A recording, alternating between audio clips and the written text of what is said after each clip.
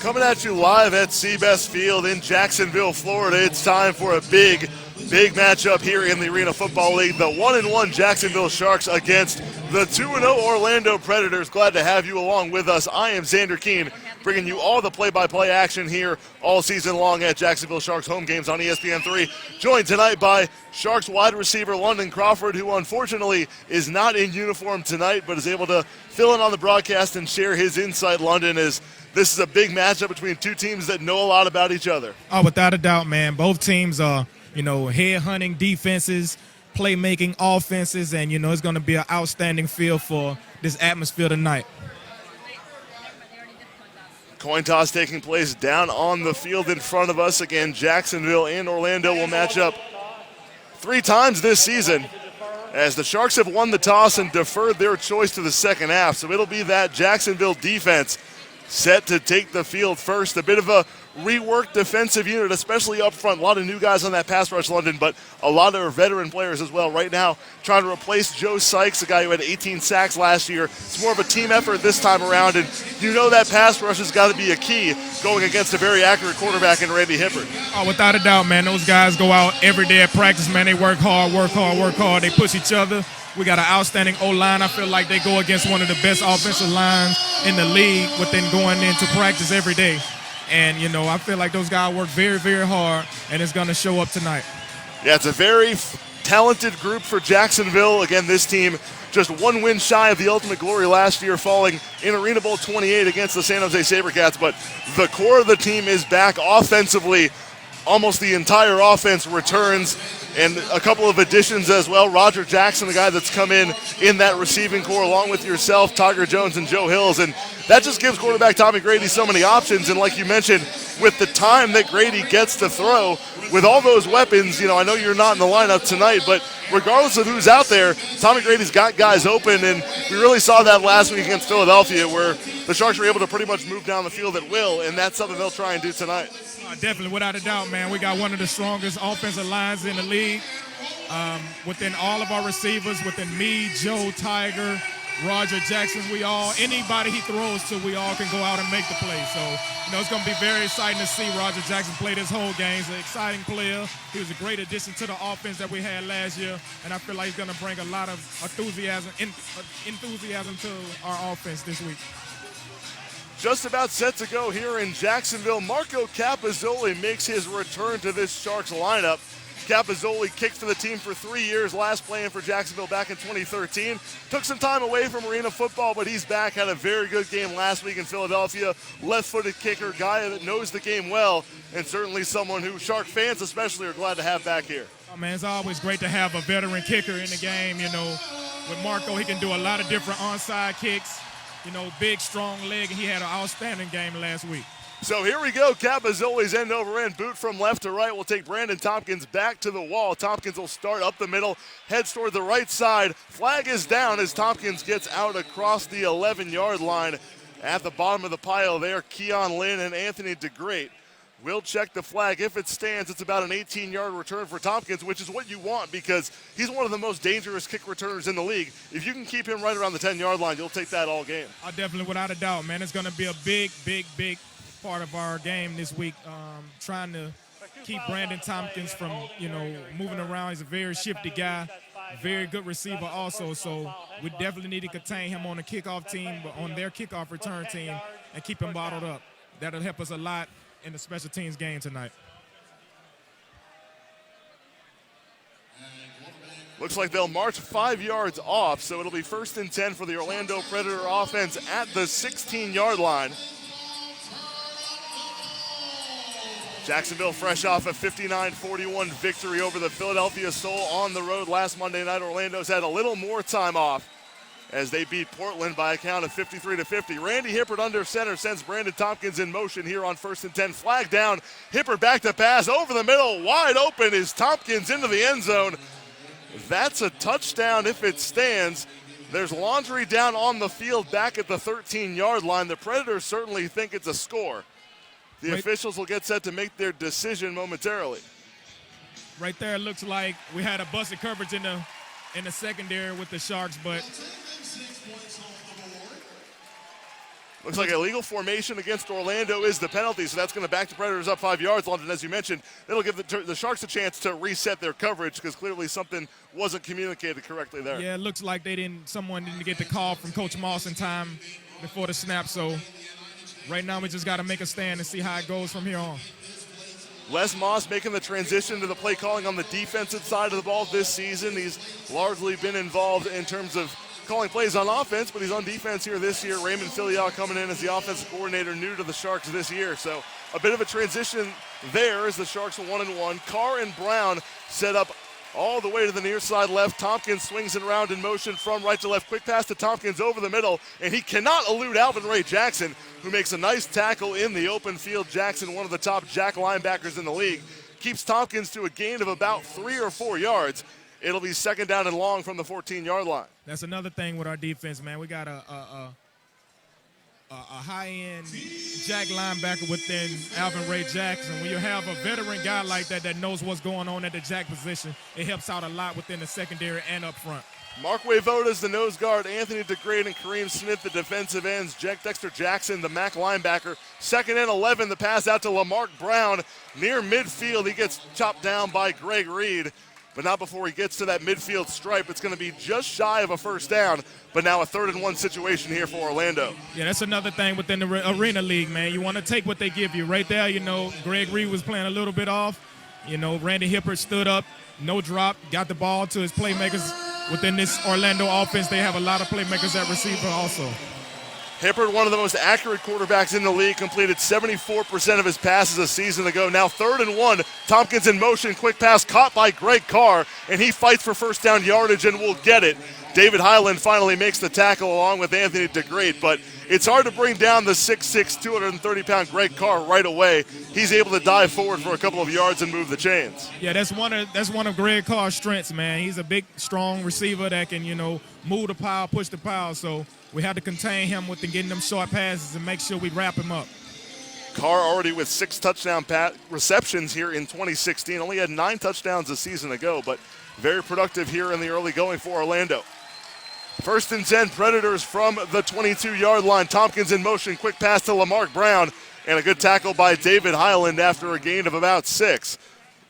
Brown gets down to the 15-yard line, 2nd and 4. Yeah, that's one thing I was saying again, with the quick passes, take what they give you, When we're playing off, he's looked like Randy Hippert came into this game playing, trying to get the ball off real quick to his receivers, making sure they can get the ball in their hands fast and make plays with them. Ball's on the right pro hash mark, 15-yard line. No score here on the early going between the Sharks and Predators. Just about 3 minutes into the game, Orlando on its opening possession. Brown and Carr split to the near side left. Brandon Tompkins in motion to the far side right. Hippert takes the snap, throws to Tompkins at the 6-yard line, and he evades Greg Reed momentarily to get inside the 5. It'll be 1st and goal for Orlando. Again, a pretty quick pass, a short drop there to neutralize the pass rush, and a Predator first down. Yeah, right there, he's taking all 30-step drops, no 50s, man. I mean, when you're trying to get the ball into your playmaker hands and our defense is playing off, that's pretty much what you need to do to get the ball down the field. So right now, Randy Hippert's taking what they're giving him, and he's making the count.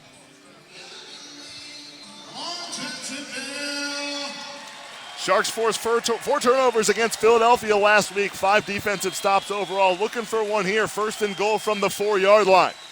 Randy Hippert back to pass, bides his time, rolls to the right, he throws, and that pass looks like intercepted by Alvin Ray Jackson in the end zone, and that's a turnover. Jacksonville football. I think Hippert was trying to throw it away, and the athletic Alvin Ray Jackson snares his first pick of the season, and the Sharks will take over on offense. That goes back to what I said a little bit earlier, man. When you got a veteran jack like Alvin Ray Jackson who knows what he's doing, and he's a playmaker, also plays a little wide receiver, great hands.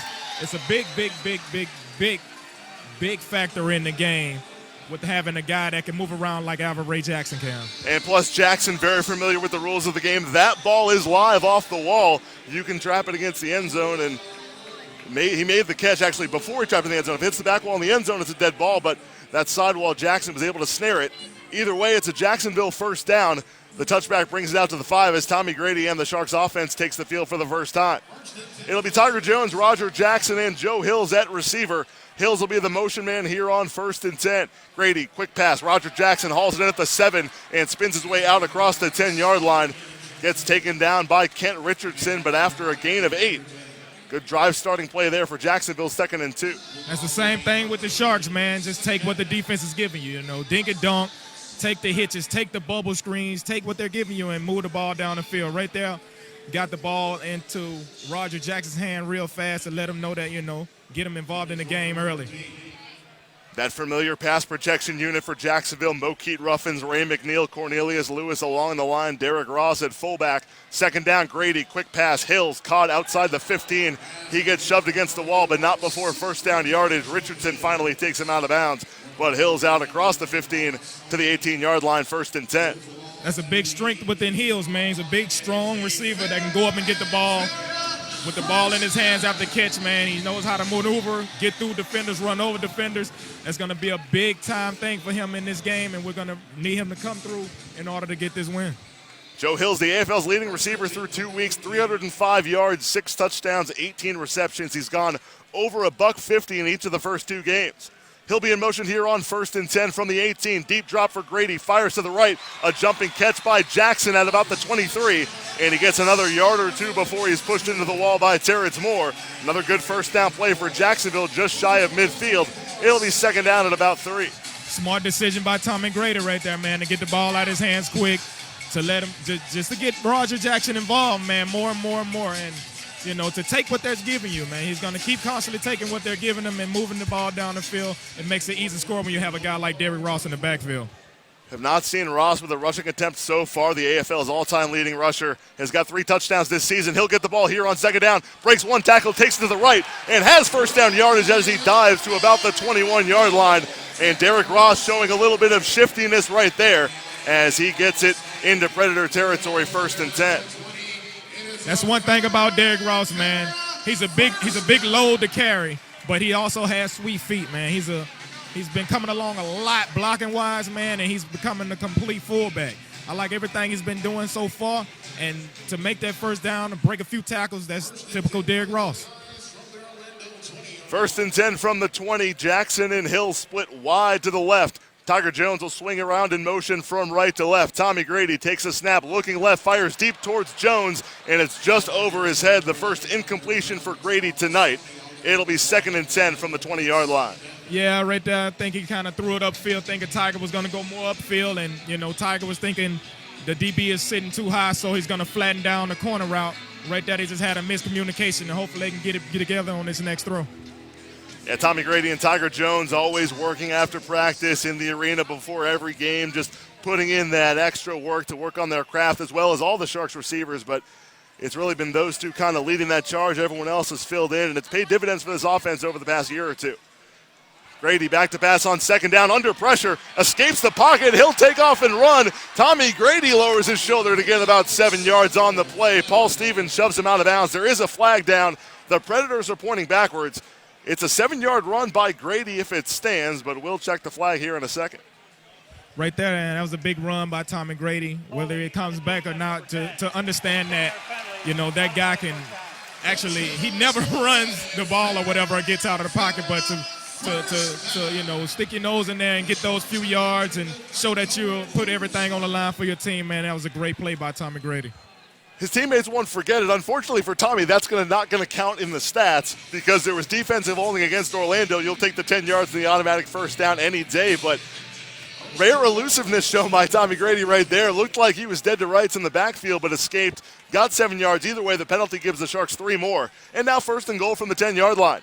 Hills in motion. Grady, quick pass, caught by Hills as he gets inside the 10.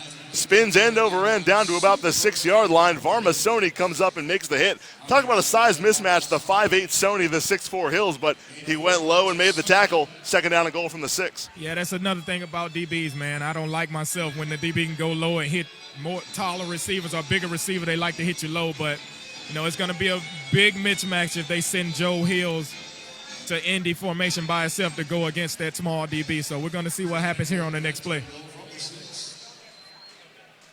Ball at the 6-yard line on the left college hash. All 3 receivers on the right side. Jones in high motion. Grady with the football looks over the middle for Hills. It's a bit too tall. That one incomplete. It'll be 3rd down and goal from the 6. Right down that play, Tommy Grady was trying to get the ball to Hills within the slack net, because when you're throwing the ball towards the slack net, it's a lot more room for where you don't have to throw a fade and it bounce off the bar, because catching the ball off the ball is still in play once it bounces off the bar or off the net. So to throw it towards the slack net where either Joe is going to catch it or no one's going to catch it is a good play by Tommy Grady. Yeah, Grady doesn't mind if somebody in the stands hauls in a football there because they've still got 2 more cracks at the end zone. It's 3rd and goal from the 6-yard line. Sharks looking to strike first. With Jackson in motion, Grady back to pass, looking for Hills. That one over everything. And they'll rule uncatchable, so no flag on the play. Saw the official there on the near side give the signal. Good coverage by Kent Richardson. It's going to be 4th and goal from the 6-yard line. The crowd doesn't like it. The Sharks don't get the call and have a 4th down snap. Yeah, that's kind of unfortunate right there that the ball's a little bit too high because it was holding on that play. But the ref's not going to call it if it's not a catchable ball. So let's see if they can capitalize right here on this 4th down. Sharks got an interception on Orlando's first drive, looking for the first points of the game. 4:47 to go in the first quarter. 4th and goal from the 6-yard line. Tommy Grady looks, fires, and that one is in and out of the hands of Joe Hills, incomplete. Again, Kent Richardson there in coverage. The Orlando Predators get a stop on defense, and the Sharks turn it over on downs. Yeah, that was a good play by Kent Richardson, man, to be able to stand toe-to-toe with Joe Hills on that play. That's very rare that anybody ever can do that one-on-one with Joe Hills. He's been making big plays and plays all year long within going one-on-one with any DB. So great stand by Kent Richardson and the Orlando defense. No score, 4:39 to play in the first quarter. Don't go anywhere. We'll be right back here on ESPN3. Contestants in the stands. Crawford with you. No score between the Jacksonville Sharks and the Orlando Predators here in this Week 3 matchup. A couple of defensive stops to open the game, an interception for Jacksonville, and unfortunately the Sharks come up empty in the red zone on the last possession. Orlando starts over at the 6-yard line. That's the thing about the arena game, man. You want to always try to capitalize on every offensive possession, but right now these defenses are playing great. Tompkins, the motion man, 1st and 10. Hippert off to the right side. The pass is up and incomplete. Was looking for Lamarck Brown, couldn't quite pull it in. Alvin Ray Jackson made a diving attempt at the deflection, but he couldn't get there. It'll be 2nd down from the 6. That was good defense by the Jacksonville Sharks, man. Hopefully they can hold it and have a stand right here. We very much need this and try to get the ball back and try to capitalize as an offense. First down. They're going to rule fan interference on that play, saying that somebody contacted Brown before the ball was incomplete. So Orlando gets another crack at it. I honestly thought that the fans can reach for the ball, but hey, maybe they changed the rule. So it's once again 1st and 10 from the 6-yard line. Brown in motion. Hippert finds him at the 10. Lamarck Brown lowers his shoulder out across the 15-yard line. 1st down yardage. It's an 11-yard gain for Brown as Orlando moves the sticks. A couple of big receivers in the lineup right now for the Predators. Brown 6'4", as well as the 6'6" Greg Carr. They've also got Larry Brackens at 6'5", but they like to have Brandon Tompkins on the field as well, more of a speed guy for this Orlando team. Oh, yeah, they definitely got a good group of receivers, and right now I think they're battling for who's the best receiver core in the league, so we're going to see what this outcome be. From the 17, Hippert back to pass on 1st down, has Brandon Tompkins, who can't escape Greg Reed. Nice piece of tackling there. If you're going to give up the catch, you got to make the tackle. Reed does a good job of that. It's a gain of about 10. I think it's going to be just shy of 1st down yardage, so 2nd down and short here for Orlando. Yeah, that was a good tackle by Greg Reed. As shifty as Tompkins is, man, to be able to tackle him in an open field one-on-one, and you have to be a pretty good DB, so kudos to Greg Reed. Orlando just across midfield at the 24. 2nd down and less than a yard as Brandon Tompkins will be in motion here on this snap. Hippert back to pass. They send it out to the tight end with some running room inside the 15-yard line. That's Jordan McRae, and the ball is out, and Jacksonville has possession. The Sharks recover, and it looks like it's, I believe, Alvin Ray Jackson at the bottom of the pile. It is the 2nd turnover in as many possessions for Jackson, and the Sharks take over. Right now we have to capitalize as an offense. That was an outstanding play by our defense to keep hustling and keep movement. No one actually tackled the offensive lineman. He tripped over one of his teammates' feet, so therefore he's not down. So usually when you hit the ground can't cause a fumble, but by him not being touched by any of the Sharks defenders, they caused and let it cause the fumble. So hopefully we can capitalize on offense right here. And that's the type of play that makes you appreciate the sure hands of the Sharks' offensive linemen. As Mokeet Ruffins and Cornelius Lewis, both the guys that have caught a lot of passes out of the backfield for Jacksonville. They can move with the ball in their hands. Ruffins, 19 career touchdowns. Cornelius Lewis hasn't had quite as many touches, but both those guys are pretty nimble and pretty sure-handed. And sometimes a young player like Jordan McCray, a rookie in the AFL, hasn't had a lot of snaps in this tight end role. Sometimes they don't know what to do when they get in the open field, and for Jacksonville, that's maybe an advantage, if Tommy Grady goes to that tight end screen later on. Oh, definitely, man. Good thing you mentioned that. They have a lot of weapons at receiver and at fullback within Tommy Grady and his offense, but we didn't mention earlier that Mokeet Ruffin and Cornelius Lewis are also two big-time playmakers in this offense. You can get the ball to those guys also. So by a lot of teams running their jack side to side and running them to the wall, you have to be honest when you're going against this Jacksonville offense, because we do run a lot of screens and we have a lot of guys that can get the ball and make plays outside of Joe Hills, Roger Jackson, and Tiger Jones. Also Derrick Ross. Second turnover in as many drives forced by the Jacksonville defense. We'll step aside, 2:42 to go here in the first quarter, and we'll come right back on ESPN 3. Their own 5-yard line, no score. 2:32 to go in the first quarter. Xander Keene and London Crawford here with you. First and 10, Tiger Jones is the motion man. Tommy Grady hands it off to Derrick Ross. Flag is down as Ross gets about 2 yards on the play before he's swallowed up by the Orlando defense. And a little bit of extracurricular activity between Roger Jackson and Paul Stevens. No additional flags, but we'll check the first marker. It's a 2-yard gain if it stands. That's one thing I do like within the young Roger Jackson, man. He's a fiery guy. He's going to be downfield. He's going to block. He's going to try his best to make plays without the ball in his hands, and that's always a great thing for a receiver when the running back is running the ball. Another illegal formation called against the Orlando Predator defense, so that'll move the ball out to the 10-yard line. Jacksonville now 1st and 5. Gives Tommy Grady and his offense a little bit more room to operate. Jacksonville came up empty on 4th and goal on their last drive, looking for points here. Hills to the near side right, Jackson the far side left. Jones the motion man, and that one's in and out of the hands of Tiger Jones, incomplete. That's one thing we like to do right there, is get the ball into that guy's hands. It's unfortunate that he had a drop, but that's very rare within that guy, man. That guy works day in, day out on everything, man. He's one of those guys I actually look up to, and I don't look up to a lot of people, but that guy there works hard, and he's going to come back and make a play. So right now we just got to keep coming, and hopefully we capitalize on this next play. A hot start for Tommy Grady, just 4 of 9 right now. 2nd down and 5 for Jacksonville. Grady looking for Jones and has him inside Predator territory to the 19-yard line. The deepest pass for Jacksonville so far as Tiger Jones beats Varmasoni and hauls in a 16-yarder from Grady, 1st and 10. That goes right back to what I just said. One drop, we know we're coming right back to him. He's a playmaker. Things happen. Even Jerry Rice dropped the ball. So, hopefully we can just keep capitalizing on what we're doing now and get the ball into the end zone. Tiger Jones, a 4-time 2,000-yard receiver. He's not going to drop many, and when he does, he'll come right back with a catch like he did there. 1st and 10, Jacksonville at the Orlando 19. Grady looks left, pumps and throws, and gets rid of the football, incomplete. There's a flag down. Again, more contact between guess who, Joe Hills and Kent Richardson. Those guys are going to battle all night long.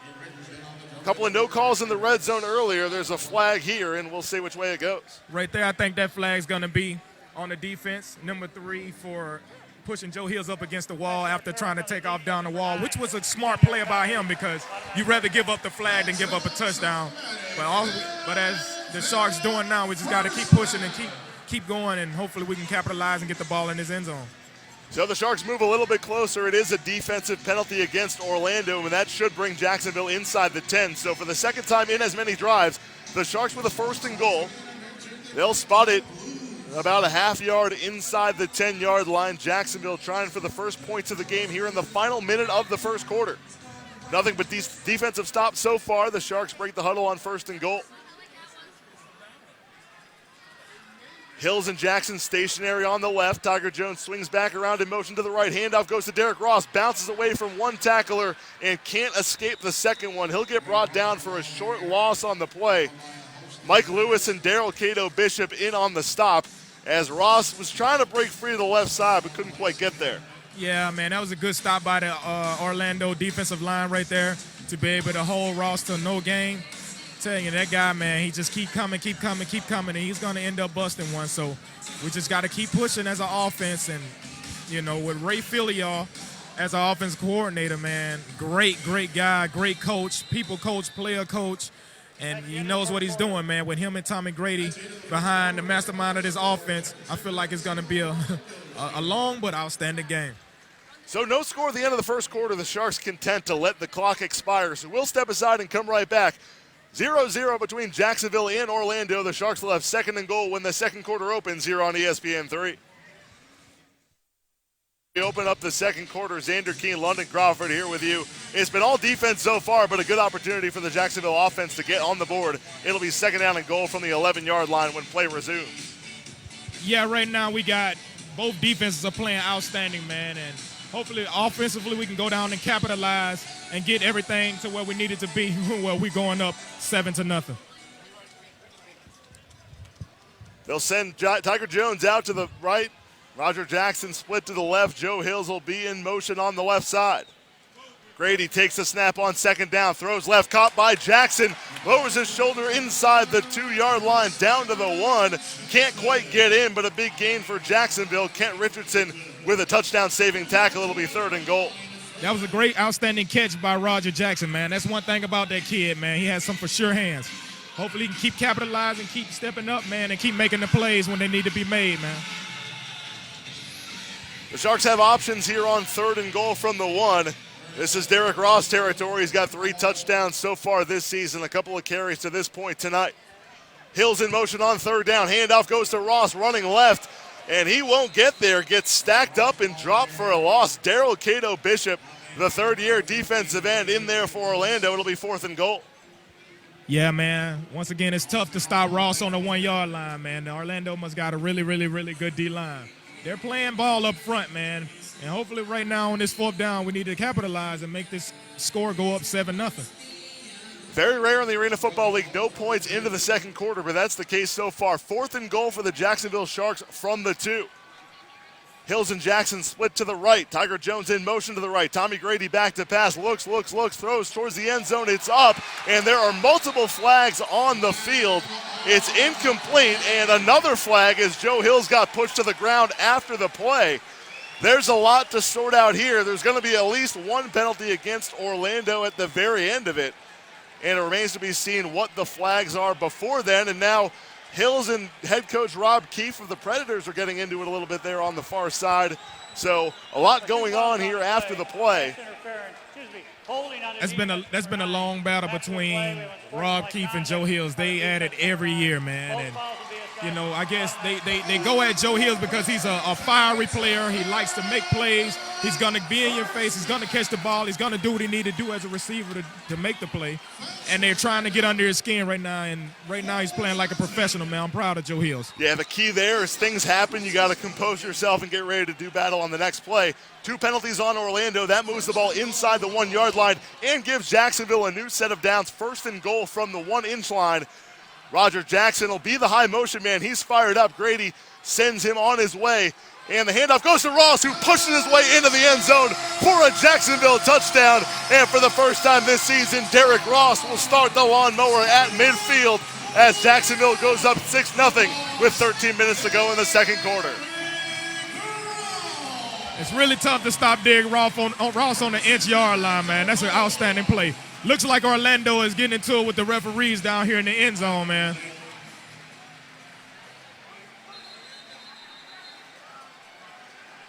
Let's see what this call ends up being. And there is another flag on the play and just more discussion between the Orlando players and coaches and the officiating crew. There have been a lot of flags called against the Predators on this drive, and sometimes if you can use that emotion to your advantage when you're Jacksonville, kind of keep calm and let cooler heads prevail, you can get an edge in the ball game, and that's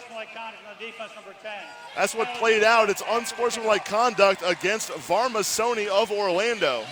That's one thing about our team that Coach Moss constantly preach, man. Keep your composure, you know. He's on us at practice. He's in our ear. You know, he's a big defensive guy now since he's converted over to being a defensive coach. And You know, he's always on the offense, always in our ear, always trying to get us out of our composure. But we just have to keep growing, man, and keep becoming more young men than just, you know, out there pouting like little kids.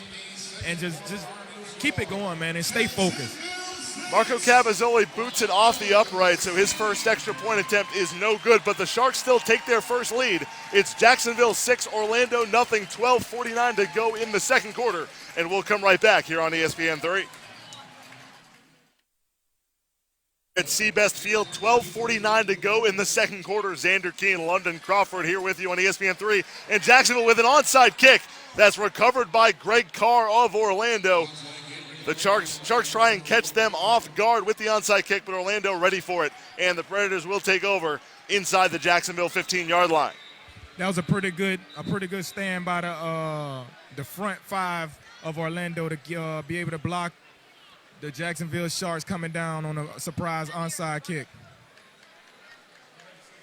And it makes sense if you're Jacksonville there because Orlando had that unsportsmanlike conduct penalty on the extra point. So with it going to be marched 10 yards back anyway, you don't really benefit if there's a touchback. So you bring him back to about the 23-yard line. Still lets you play defense even though Orlando starts with good field position. Oh, definitely, man. That was very, very, very smart move by the special teams coach to be able to try that surprise onside kick knowing that they was going to be moved back anyway. And hopefully we can make a stand right here. We've been making a stand every time in the red zone, so of course they was going to take that chance by going out and trying to take that onside kick, knowing that we've been making a stand on our defense in the red zone. And we've got another timeout on the field, so again, we'll step aside. 6-0, Jacksonville on top, 12:43 to play in the second quarter here on ESPN 3. The home team, Jacksonville, looking to improve to 2-1 here in 2016. Orlando trying to stay unbeaten. They're 2-0 coming into tonight. First and 10 for the Predators from the Sharks' 22-yard line. Randy Hippert back to pass, looks left, has Brandon Tompkins with a flag down. Tompkins trips over his own feet, gets touched down by Alvin Ray Jackson about the 16-yard line. But we'll check the penalty marker as it's a short gain for Orlando as it stands. Illegal formation on the defense, number 42, end too wide. 5-yard penalty. They're going to get Lath Walschlager, one of the defensive ends, for lining up too wide. Again, there's certain rules about where the defensive lineman, the MAC linebacker, the nose guard can be and where they can rush. And if you're ruled to be in an illegal spot, it's a 5-yard penalty. So that gives Orlando another crack at first down. That's one thing about those young defensive ends that's never played in this league. It's tough when you have to line up in a certain area and having those guys in motion and not knowing what's really going on. You have to learn the game really fast, and he's one of those guys that's picking it up but have to learn a little bit more. All three receivers split to the left. Randy Hippert on 1st and 5. Pump fake, steps up in the pocket, throws over the middle, and that pass is caught by Tompkins inside the 5-yard line down to the 1. Nice diving grab there by Brandon Tompkins. It'll be 1st and goal. Yeah, that goes back to what I was saying, man. They have outstanding receivers just like we do over there on the Jacksonville side, man, and those guys coming in making plays. It's going to be a battle all night, so it's going to be a head-to-head game. Defenses are playing great. Offenses are starting to pick it up. So it's going to be an outstanding, fiery game, and I'm ready to see what this outcome is going to be. Orlando puts Terrence Moore in at fullback. He's got a rushing touchdown so far this season. They'll toss it to Moore running right, and he dives toward the end zone. He'll be short. Nice play by Dexter Jackson, the MAC linebacker, with the stop. Second down and goal coming up for Orlando. That was a nice stop by Dexter Jackson right there to come up and make that tackle, but I also have to give credit to David Highland to go in and take out the fullback so that Dexter Jackson can go one-on-one with the running back at that time. Orlando not a team that runs the football a whole lot. Terrence Moore only had one carry coming in. They usually use the fullback as that extra offensive lineman, but Moore is still in the game here on 2nd and goal from the 1. Hippert will reach over the pile, and we'll check the spot. I think he's going to be short once again. Jacksonville's defensive line gets that nice initial push, so Hippert didn't have a whole lot of room to reach over. It's still going to be 3rd and goal after Orlando comes up short. That's another thing about our defense, man. Those guys are tough up front. They've been the red zone stoppers for a long time, and they're just continuously doing it. You have those guys up front. Those guys are like brothers, and when you're playing with your brothers, it's better. Those guys been all week in, week out since camp started, just going at our offensive line, and we have one of the best offensive line in this league, and those guys been coming, and they're going to keep coming. Another battle in the trenches here on 3rd and goal from the 1-yard line. Hipper will sneak his way forward, and this time he'll get in for the Orlando touchdown. The Sharks get 2 stops on 1st and goal from the 1, but eventually Orlando quarterback Randy Hippert uses his 6'4" frame to push his way in, and it's 6-6 with just under 10 minutes to play in the second quarter with an extra point coming up. That's one thing about this arena game, man. It's so much time on the clock to score so many points. Right there, they tied the score up 6-6. Now it's up to it's up to the Jacksonville Sharks to go out and capitalize on the next drive and take the lead again. Mark Lewis is on to kick here for Orlando. Hippert will hold. As the ball is down, the kick is up, and the kick is good. So Lewis converts on his extra point, and that gives Orlando a 1-point lead. It's Orlando 7, Jacksonville 6. Long way to go even before halftime here. 9:26 to play in the second quarter, as we'll be right back on ESPN 3.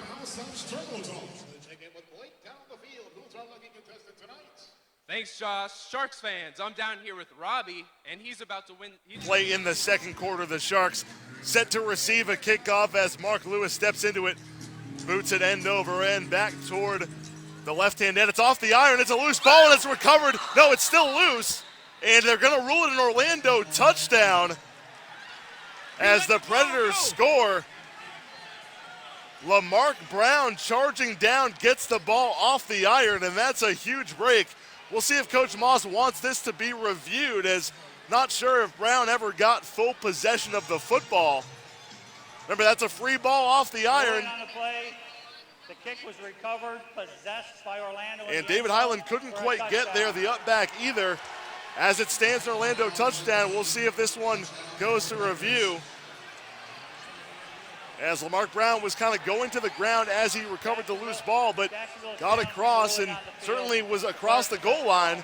That's not the question. The question is, did he have possession enough to rule it a touchdown as he was kind of going? And if he lost the ball, then that's Jacksonville football on a touchback.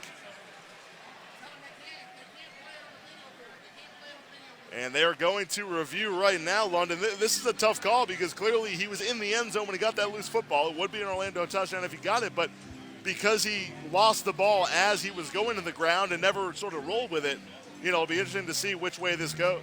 Yeah, it does look like he didn't have possession of the ball, so we're definitely going to find out whether he had possession or not.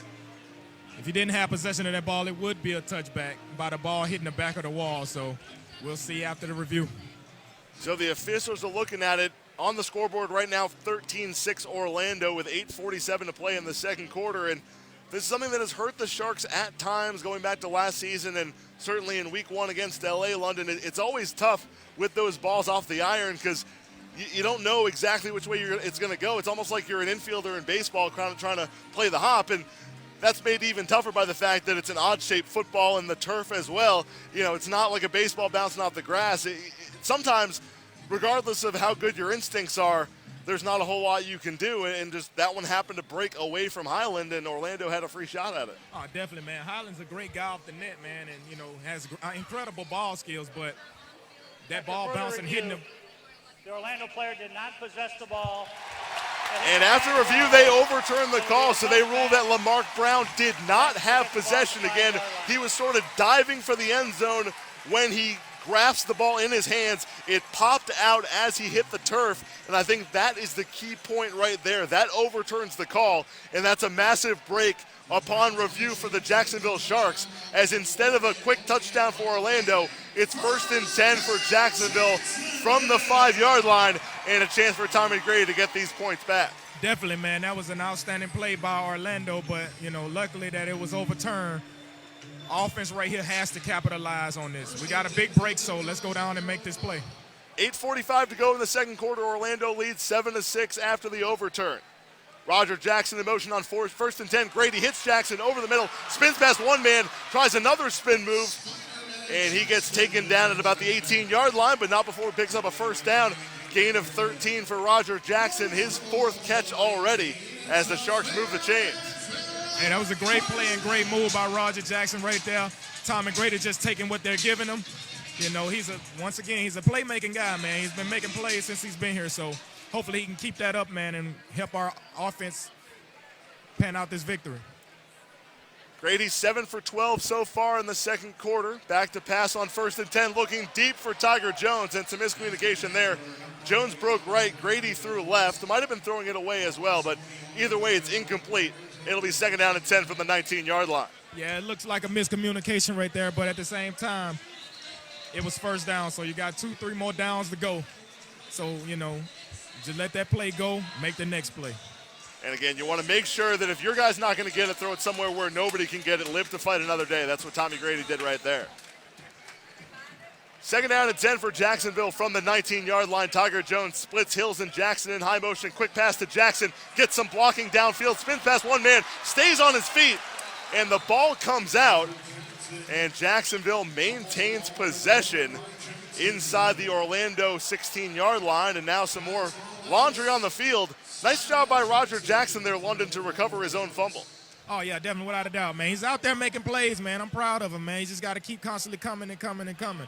What he has to do, though, he has to make sure he hold that ball when he gets in traffic. He can't have that ball swinging around because in this arena game, those guys are coming to strip that ball, and they almost had one there, but luckily he got back on it. Good job for him. After the play, personal foul number 93 on the offense. And they're going to get Moki Ruffins for a personal foul after the play, so that's going to push Jacksonville back. They still get the 1st down, though, because Jackson got 1st down yardage. It was a dead ball. So move it back to midfield, 1st and 10. Just a little bit of contact after the play. We've seen that on both sides so far tonight. Yeah, the thing is with that situation, they have a new rule where you can't pull guys off of the top of the pile, and I think that's what Ruff was trying to do, trying to pull guys off the top of Roger Jackson, and they got a flag for it. So it's right at midfield. Joe Hill's the motion man. All 3 receivers to the right. Another quick pass to Jackson. More blocking downfield. Jackson again picks his way, this time inside the 20-yard line. Finally brought down by Calvin Fantz, but not before a gain of about 7 yards. 2nd down and 3 for Jacksonville from the 17. Once again, goes back to what I was saying. Tommy Grady's just taking what they're giving him right now. Couple bubble screen, couple hitches, marching the ball down the field. Once we get in the red zone, hopefully Ross can punch it in like he's always doing.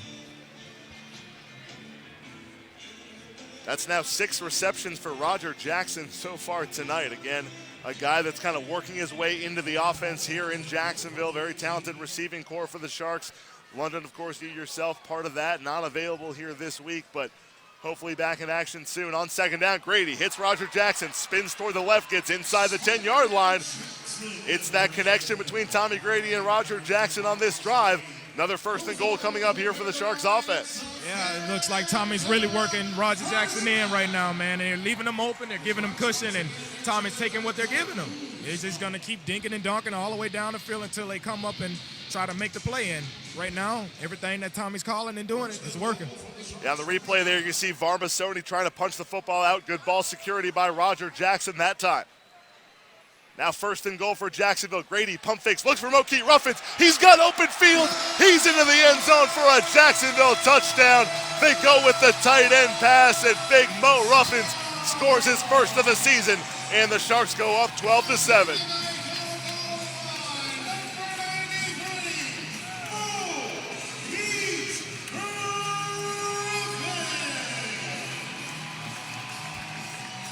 Right there, he had a little bull thing going on. I guess Tiger had the red cape and Mokeith Ruff was the bull.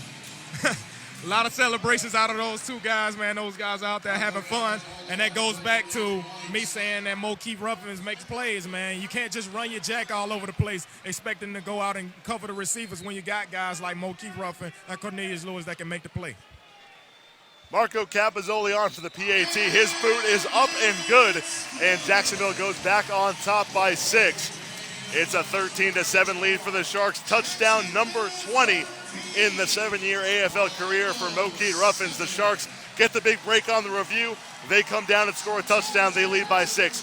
4:46 to play in the second quarter. Will come right back here on ESPN3.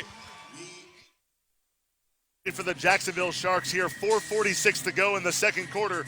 Xander Keene and London Crawford live from Seabest Field here on ESPN3. Mokeith Ruffins hauls in a 9-yard touchdown for the Sharks on their last drive as Marco Capozzoli gets set to boot this one away. They went onside last time, but this time Cap sends it deep end over end, and Brandon Tompkins will field this one off the net, and he'll head up the middle looking for some open field and finds it out across the 10, up the left side, and he gets pushed down right around the 20-yard line. Kick coverage from Alvin Ray Jackson, and that's Brandon Tompkins in a nutshell right there. You give him a little bit of a crease, and he can get out across the 20 in the blink of an eye and set up his team with good field position. Yeah, he's a very, very, very speedy, shifty guy, and he's known to make plays. And he got him all the way down to the 20, so let's see what the Jacksonville Sharks defense can do right here to make a stand. Orlando will start this drive at the 21. Again, Jacksonville forced a turnover on each of the Predators' first two drives. Randy Hippert took it in from a yard out last time Orlando had the football. 13-7, Jacksonville on top. On 1st and 10, Hippert back to pass over the middle. And that one's caught by Greg Carr. Does a good job to hang on, absorbing a hit from Larache Jackson. That takes into Jacksonville territory, a gain of 9. It'll be 2nd down and 1 from the 20-yard line. And that was a good catch. That's a good catch and be able to hold on to the ball by Greg Carr, man. He's a big physical receiver, and it's tough to hit him like you want to hit him square. But Larache Jackson is a big-time hitting DB, so, that was a great collision by both of those guys. Hopefully we can make a stand on this stop right here. 4:02 to play here in the second quarter. Again, there was no score in the first quarter. How often do you say that in arena football? Not very often, as now the official will come over and talk to some of the Orlando guys as Randy Hippert, Greg Carr over there. Looks like Hippert's lobbying for a first down, but the ball was spotted outside the Orlando 20, and it's right at the Jacksonville 20, so there's no way that was a gain of 10. That's definitely the score is definitely a low score for any arena game, but when you have two high-powered offenses, you would think the score would be more. But right now it's about defense. Defense is playing great ball on both sides of the ball, so hopefully this game can keep going like that and have a great game and a great outcome. 3:55 to play, second quarter. Jacksonville on top by 6 points. Lamarck Brown, the motion man on the right slot. Hippert back to pass, pump fakes, looks left, under pressure. He goes down. That's Dexter Jackson up the middle with the initial hit. Welcome home, Dexter Jackson, Ed White High School graduate, played college at Bethune-Cookman. He's been around the AFL for a while, gets his first sack in a Shark uniform. It'll be 3rd and long. And that's a great play by the whole defensive line to get Dexter Jackson to be free. And great coverage in the secondary by all three of the DBs, man. The defense has been playing lights out every game. So hopefully they can keep that going and make a stand and get a stop and let the offense go down and capitalize on another score. Yeah, if the secondary can make the quarterback look off his first read, kind of pull the ball down, that's going to give the Mount linebacker more time. We saw that right there with Dexter Jackson. Now 3rd and 9 for the Orlando offense. Hippert back to pass over the middle. Incomplete. Was looking for Carr, and L.J. Jackson delivers a blow. A perfect shoulder hit by Jackson. It'll be 4th down and 9 after the incomplete pass. That Jacksonville Shark defense, man, they're exactly what they're called, Sharks. It's like they're out for blood every time they're out there trying to hit anyone. The defensive front and the secondary, those guys play lights out. Those guys play together. Those guys play as a unit. Hopefully they can get a stand and a stop here, and we can have the momentum going in and trying to make a score before we go into the second half. Larry Brackens checks in at receiver for Orlando. Greg Carr comes out after taking that big hit. 3 Predator receivers to the left side. Tompkins in motion on 4th and 9. Hippert rolls right, steps up, loops it down the left sideline. It's up, and it's hauled in by Larry Brackens for an Orlando touchdown. Brackens just used his size advantage on David Highland right there to get position, and he hauls in a long one. That's a 29-yard completion from Hippert to Brackens, and Orlando ties the game at 13. Brackens is a big receiver, man. He's been known around this league for a while to go up and get the ball, and that was a great play on 4th down, a crunch time play by him. David Highland had good defense, but he's just got to get his head around and, use them ball skills, man, and go up and get that ball from him. So Mark Lewis is on for another PAT. He's 1 for 1 so far tonight. The clock stays running until the extra point is made, so it's going to be just about a minute remaining by the time this one gets kicked. Right now, 1:20 to go in the second quarter. Right here, after this field goal, they should be looking for an onside kick once the time gets down to 1 minute. Usually teams go into trying to get the ball back and make another score before going into half. So as Jacksonville going out on special teams, they should be looking for an onside kick right here. Lewis converts the extra point. That gives Orlando a 1-point lead. And, yeah, this is where kind of the clock management becomes a big deal in the Arena Football League. A lot of points potentially in the final minute, especially in any first half and a close game in general. Teams going back and forth, the possibility of an onside kick.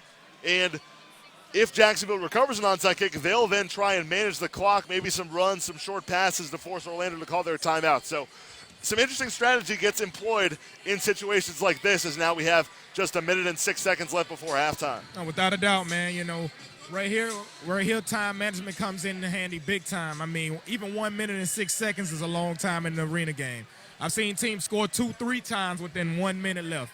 You know, getting onside kicks and making this, capitalizing on scoring touchdowns. But if they do kick an onside kick right here in Jacksonville recover, we're going to try to run the time down and manage the time with Derrick Ross. That's a good thing about having him, to be able to manage the time.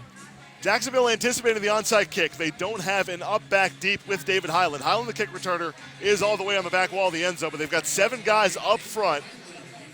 And Joe Hills and Roger Jackson, those are the 2 guys to watch, because if there's a high hop, it's going to be on them to try and get up and get the football. So Lewis has the ball teed up on the left college hash. He'll step into it. It's a slow roll onside kick, and that one is going to bounce against the wall. That'll be Jacksonville football. Joe Hills was there to snare it anyway, and the Sharks will take over. So right here we got the ball back on offense, and hopefully we can, manage this time and get these time down against them to burn all of their timeouts and make this score and have them try to get the ball back and not be able to capitalize going into the second half. So they wind the clock on the chains of possession down to 1 minute. So we'll take a break, and don't go anywhere, because the last minute of any Arena Football League half is frenetic, and we'll have a lot of action coming up here momentarily. Orlando leads 14-13. We'll be right back here at Seabest Field on ESPN3. Yard line for the Jacksonville Sharks. 1 minute to play in the second quarter. Orlando 14, Jacksonville 13. Xander Keene, London Crawford here with you on ESPN3, as the Sharks will try and manage the clock and then score a touchdown before halftime.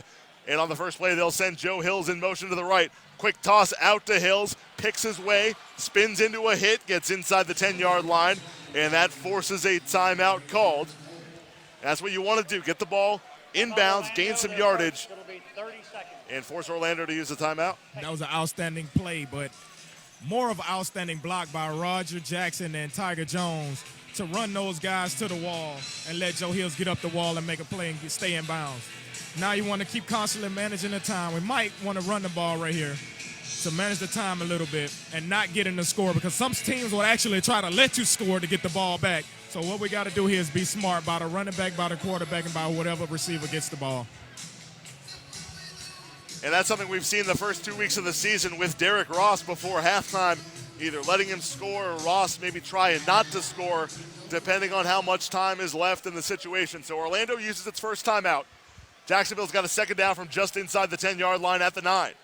With Hills in motion, Grady handoff, Ross running left as he jumps over a man to pick up a couple of yards and once again force Orlando to call timeout. The Mac linebacker, Willie McGinnis, there on the stop. The Predators called their second timeout, 50 seconds left in the first half, and Jacksonville has about a 3rd down and 4 coming up. See, that's what you want to do right there. You want to manage the time, get the ball in Ross' hands, let him run, make sure he doesn't score, get down, and keep running that time and letting them call their timeouts. And once we get that time down, get the ball in the end zone and know that Orlando has no more timeouts. They spot it at the 8. Jacksonville's got to get about the 4-yard line, so call it 3rd down and 4. Again, 50 seconds left. Orlando has just 1 timeout remaining. Now, you want to make the Predators use their last timeout at some point. You also want to get the first down. So Jacksonville, with this 3rd and 4, has a few options in play. They'll send Tiger Jones split to the left, Roger Jackson wide to the right. Joe Hills will be the high motion man as he takes his run out near midfield. Now Hills comes up into the right slot, and there's flags down. Players on both sides clamoring it should go the other way. Daryl Cato Bishop came across. The question becomes, was he drawn off or was it an offside penalty on the defense? False start on the offense, number 93. They're going to say it's a false start against Mo Ruffins. So Cato Bishop does not get flagged for the offsides. That backs Jacksonville up to a 3rd and 9. The Sharks do have more room to work with here, but you've got to get that first down if you want to score and manage the clock. Right here, you might have to start going towards the end zone, knowing that we had to be bagged up a little bit and be smart about trying to get the score, let alone burning the time now. Yeah, you don't want to get too cute when it's 3rd and 9 because, yeah, you can get some more yards and force Orlando to call another timeout, but then all of a sudden you got a 4th down opportunity. So we'll see what the Sharks do here. They'll go with a similar formation at least, as Jones to the short side of the field to the left, Jackson to the right. Now Hills wide to the right side in motion. Grady looking for Hills back toward the end zone. It's up and it's caught. It's a Jacksonville touchdown for Joe Hills. And that's now 55 straight games with a score for Hills as he'll head to the middle of the field and get ready for the yes, yes, yes chant as the Sharks go back on top, 19-14.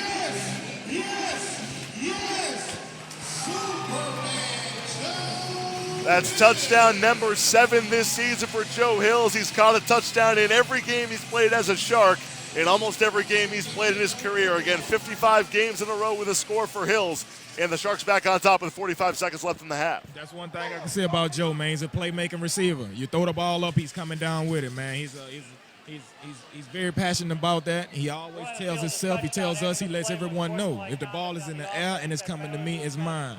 And that right there was just showing that.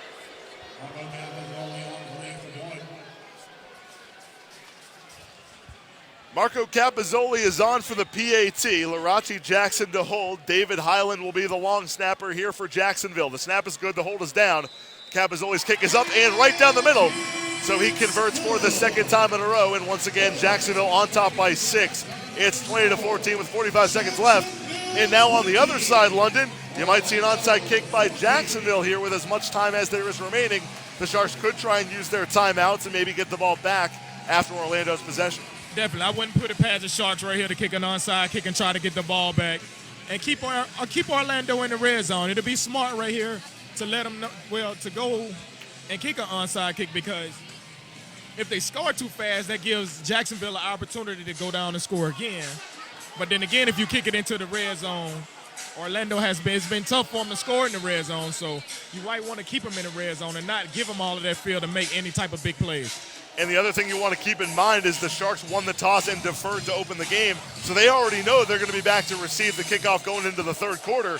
Anytime in arena football, if you can get that last score of the first half and then get the ball to start the second half, that's a huge advantage for you, and that's maybe something that comes into play with the strategy here. The Sharks trying to get that one more drive, knowing that they'll get the ball to open the 3rd quarter. Definitely. Right now, you want to get the ball back, and if you can get the ball back and score right now and get the ball back after halftime, that's a big momentum. And that's momentum that we probably would need at this time. But right now, we're gonna hope that we can get this onside kick back if he kicks the onside kick. So let's see what he's gonna do. Once again, Orlando expecting the onside kick. Only Tompkins is back deep. They've got 7 guys within 5 yards of the 10.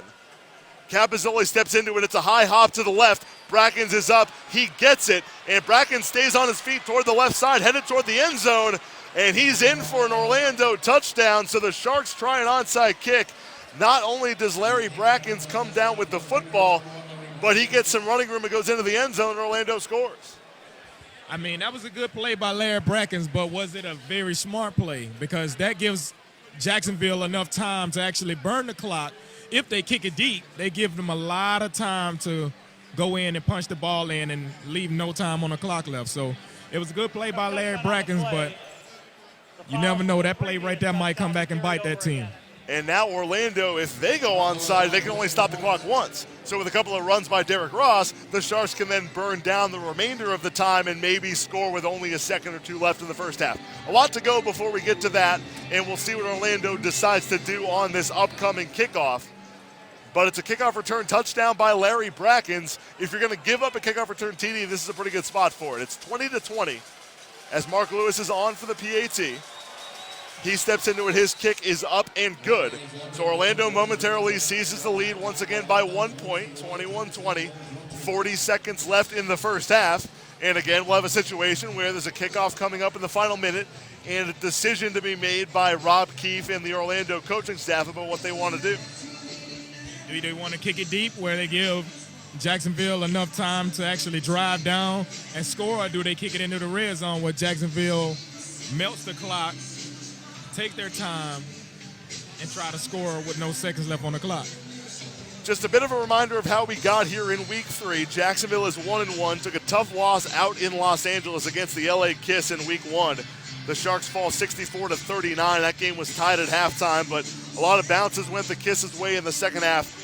The Sharks came right back, went up to Philadelphia last Monday night, and pulled away in the second half to the tune of a 59-41 victory to get that first win of the season. On the other side, Orlando is 2-0. They obliterated the Tampa Bay Storm in week 1, putting up 70-plus points in that game, winning by about 50.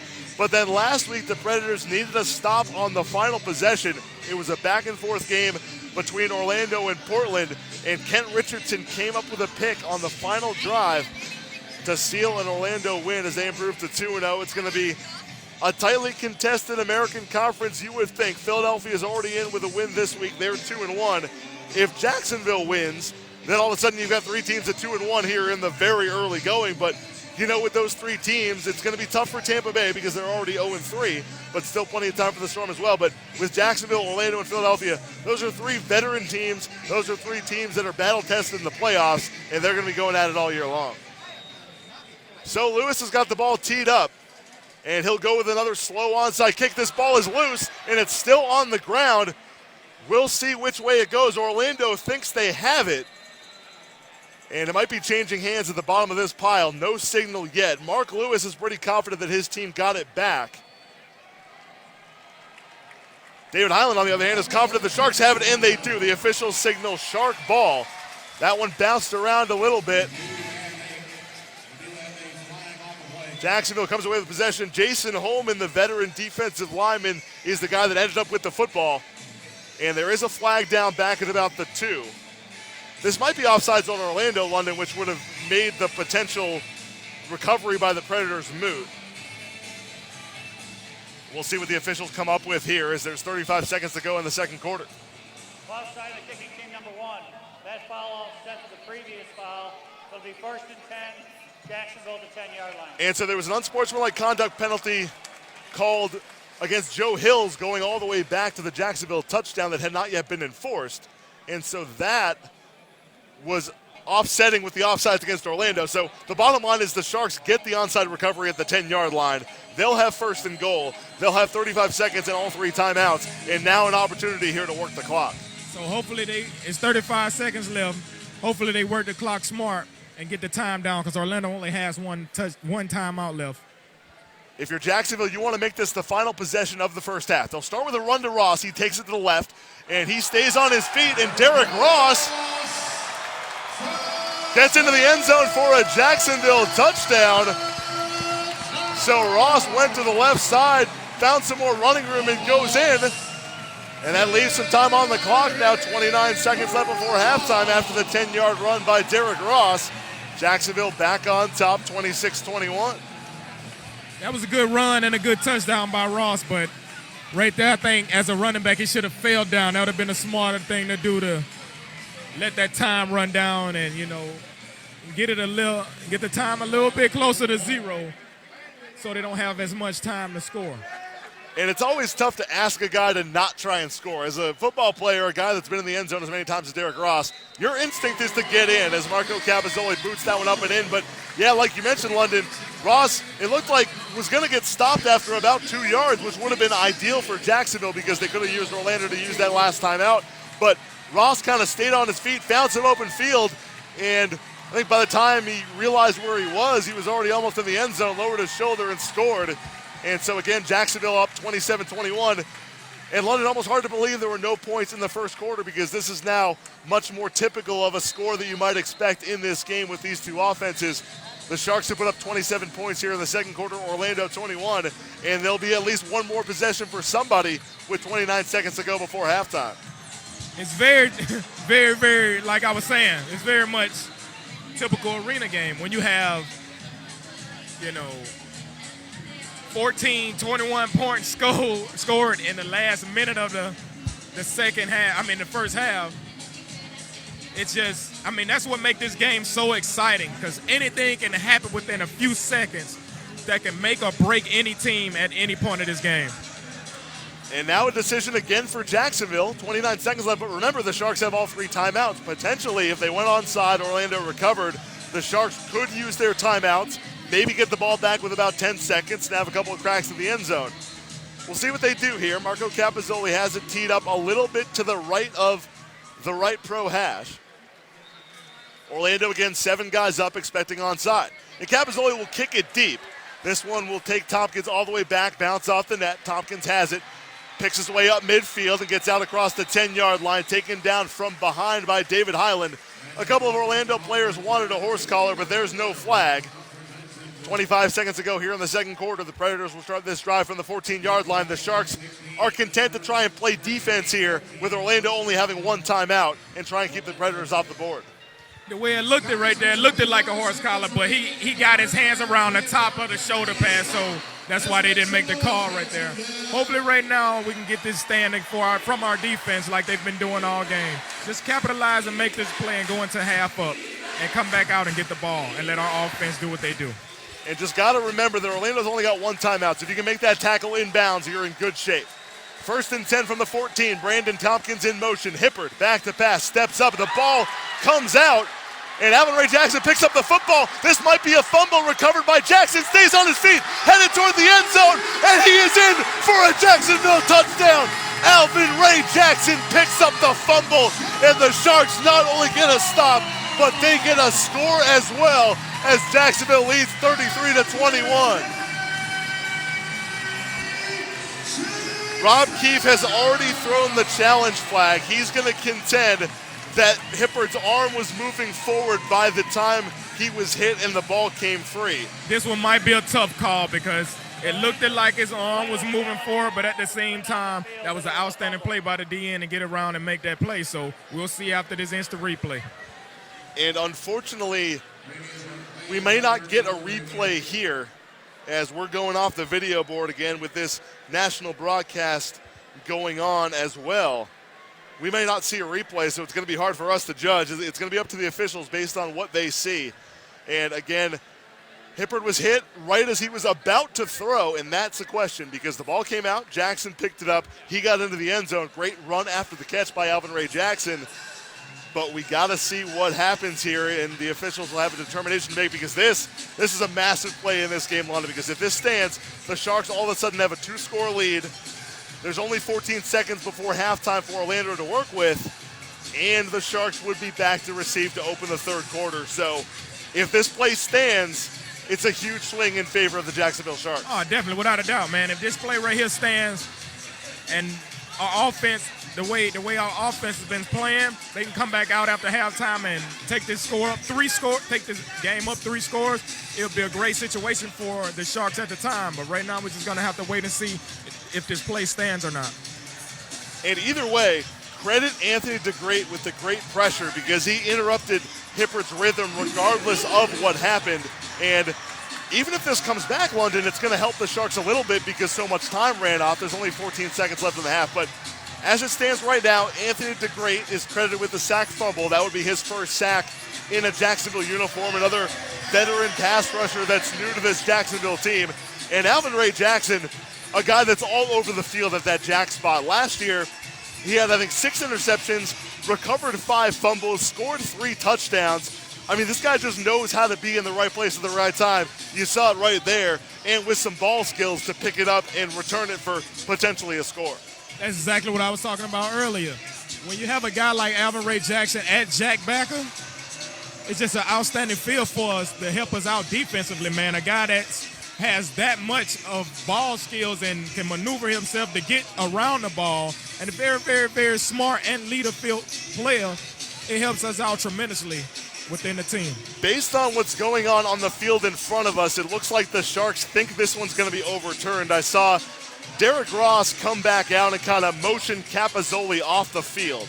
The officials have gone through their review process and made their determination, and we'll get the call here in a second. For the review, the quarterback's arm was coming forward with an empty They will hand. rule that Hippard's arm was moving forward when DeGreat made contact, so it's an income, or no. Never mind, it's a Jacksonville touchdown. It looked like the official had started to say that his arm was moving forward, but continued the explanation. It's a Jacksonville touchdown, and the Sharks lead 33-21. I think he said that the quarterback's arm was going forward, but the ball was already out of his hands before it went forward. So therefore, it's labeled a fumble, and the play stands. So great job, Sharks. Hopefully we can get a stand off this next kickoff and prevent the Predators from going in and score and come back out and get the ball and make another touchdown. So it's 33-21. The touchdown stands for Alvin Ray Jackson as Marco Capozzoli is on for the PAT. Highland to snap. Larachi Jackson to hold. Jackson puts the ball down. Capozzoli steps into it. His low line drive kick only clears the bar by about 1.5 feet, but it counts all the same. 34-21, Jacksonville on top by 13 points. And that's easily the biggest play of this game as the Sharks now have the first 2-score lead that either team has, and an opportunity for the Sharks defense, again, to get another stop with 14 seconds to go before halftime. Man, right now the team is playing lights out, man. They're playing together. All phases of the game, special teams, offense, defense. When we're playing together, man, I feel like we're the best team in the league. So all we got to do is keep constantly playing the way we're playing, and we'll see how the rest of this season and this game goes. They just showed a replay there on the video board. Great frontside pressure by Anthony DeGreat to cut in, get a hand on Hippard, knock the ball free before the quarterback's arm was moving forward, and a tremendous return by Alvin Ray Jackson to weave his way through a couple of Predators and pick up a Jacksonville touchdown. And again, with just 14 seconds to go before halftime, the Sharks lead 34-21.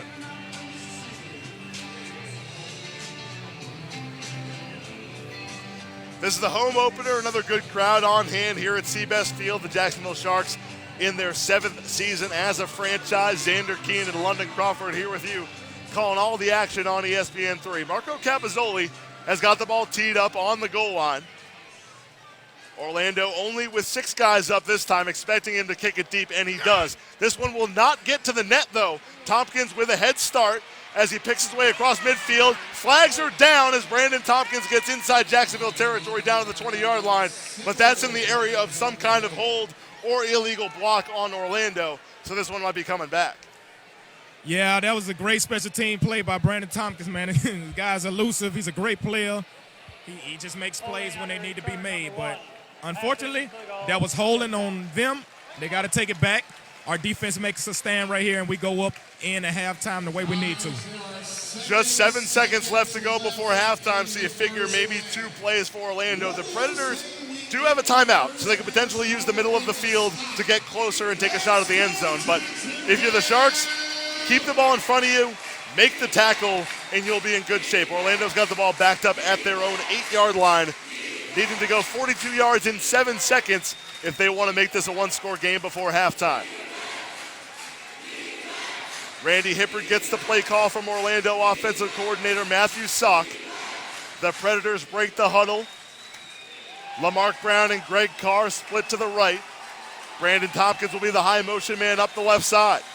Hippard back to pass on first down over the middle for Brown, and that was intercepted by Greg Reed. Reed still on his feet down the sideline, and he's pushed into the wall near the goal line, and I think he's going to be short of the end zone, and that will expire the first half. But what a play by Greg Reed to keep Orlando off the board and almost get another Jacksonville touchdown. The Sharks defense comes up big with 2 turnovers inside the final minute of the first half, and Jacksonville leads Orlando 34-21 heading into halftime. So London's going to go down to see his teammates at halftime. We're going to step aside, and we'll come right back in a little bit. Jacksonville on top by 13 here on Seabest Field at halftime on ESPN3.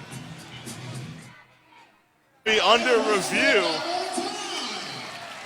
as it looks like they might put some time back on the clock. So we thought that it was halftime. Everyone came off the field. The attack dance team headed on the field. The team started to head toward the locker room, but they're going to say there's a couple of seconds left as the Sharks are getting back out on the field. Looks like the field goal unit will come on. I think what they're going to say is that Greg Reed was down by contact before the return.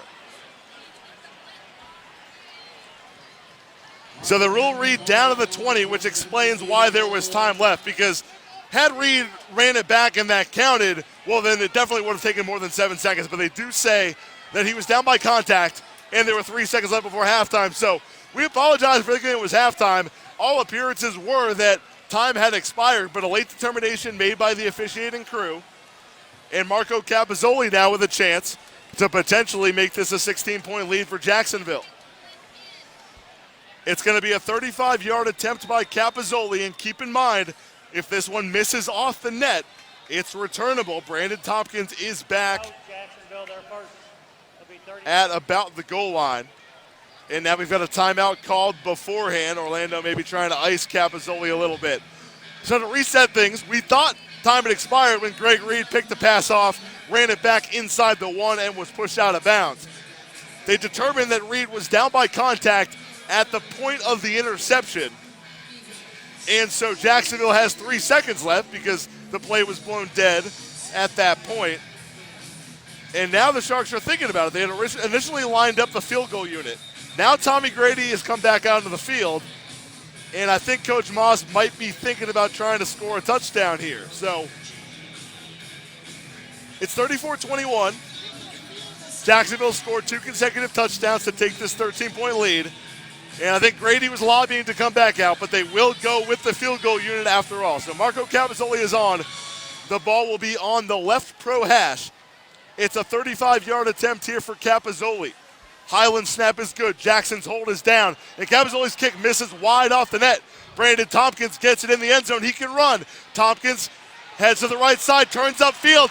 Brandon Tompkins with a lot of running room. Brandon Tompkins down the sideline, and Brandon Tompkins will score.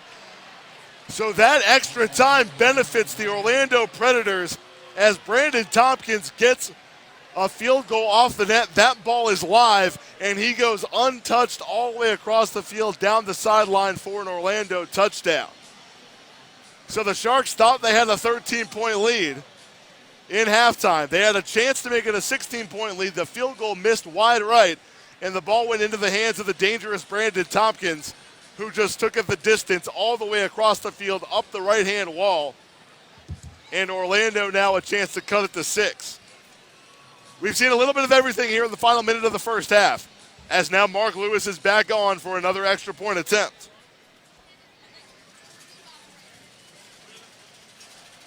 It's 34-21. Jacksonville leads. They will have the lead going into halftime, but it's only a 1-score advantage now.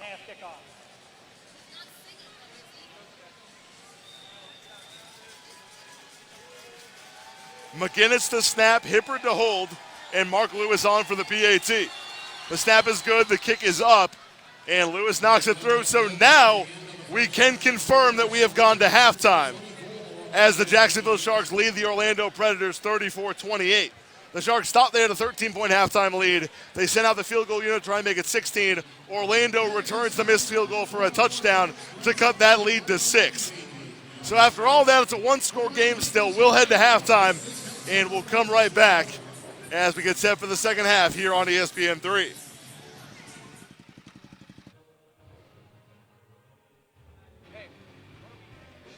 Of 34, Orlando 28. In case you stepped aside right before halftime, we thought it had gone to halftime as Greg Reed intercepted a pass on Orlando's final offensive play of the second quarter.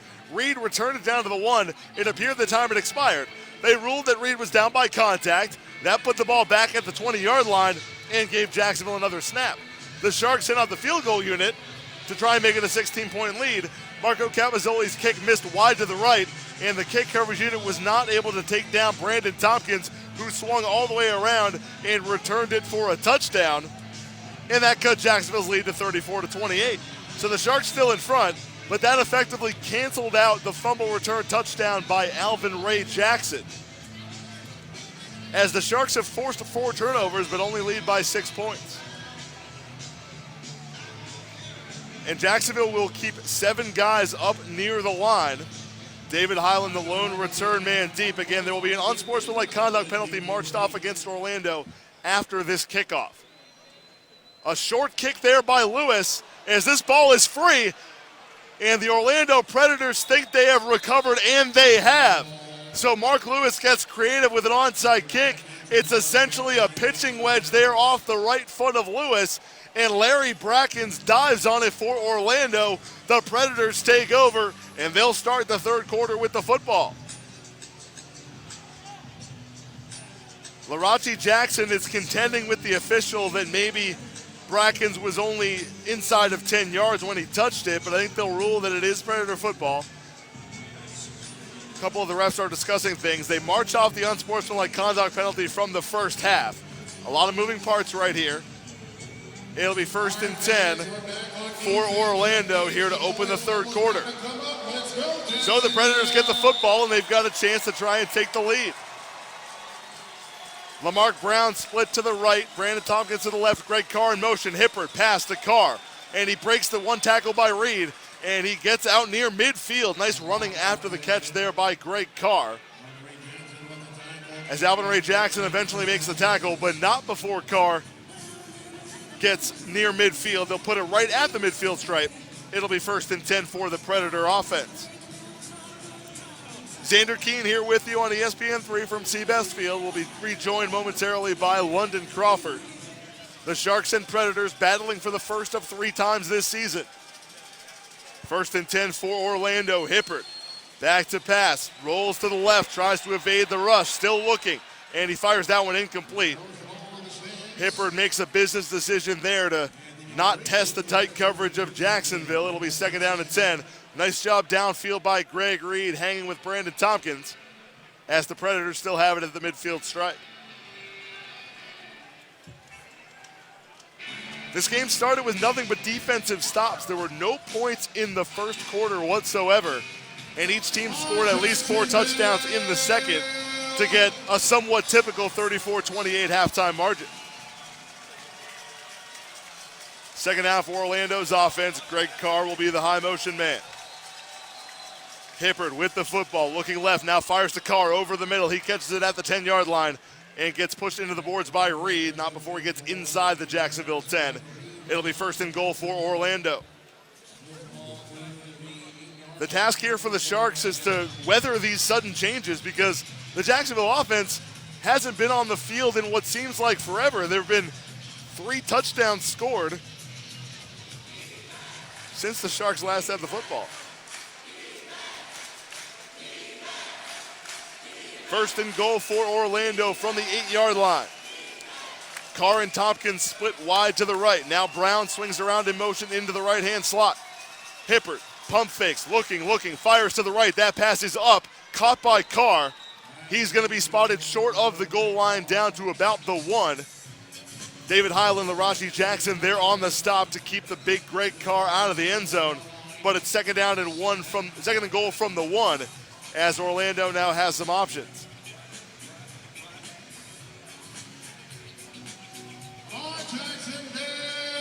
We've seen Orlando bring in Terrence Moore at fullback. They do not do that here on this set of downs. Justin McCray, the starting fullback, still in there. On 2nd and goal, Hippert running to the right. As he lowers his shoulder, he's going to be spotted short. The Sharks defense up to the challenge there.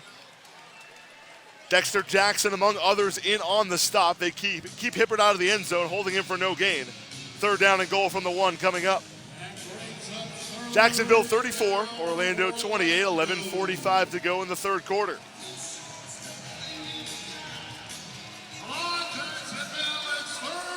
This time Carr and Brown split to the left. Tompkins to the right. Hippert steps toward the left into the end zone for a touchdown. Nifty moves right there by Randy Hippert as he easily gets in, evading the initial rush and getting 6 points. Orlando momentarily ties the score 34-34 with Mark Lewis coming out for the PAT.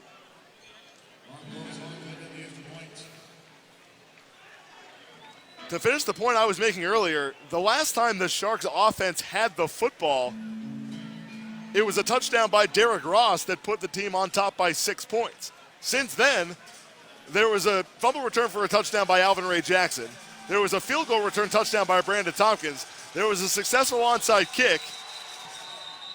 And they'll blow this one dead before the PAT. False start against Orlando, bringing this one back 5 yards. It'll be a bit longer of a kick here for the veteran Mark Lewis. The last time the Sharks had the ball, they were down by 1, driving down the field to try and score 6 points. They'll have the exact same situation this time after 3 touchdowns scored, 2 by Orlando and 1 by Jacksonville.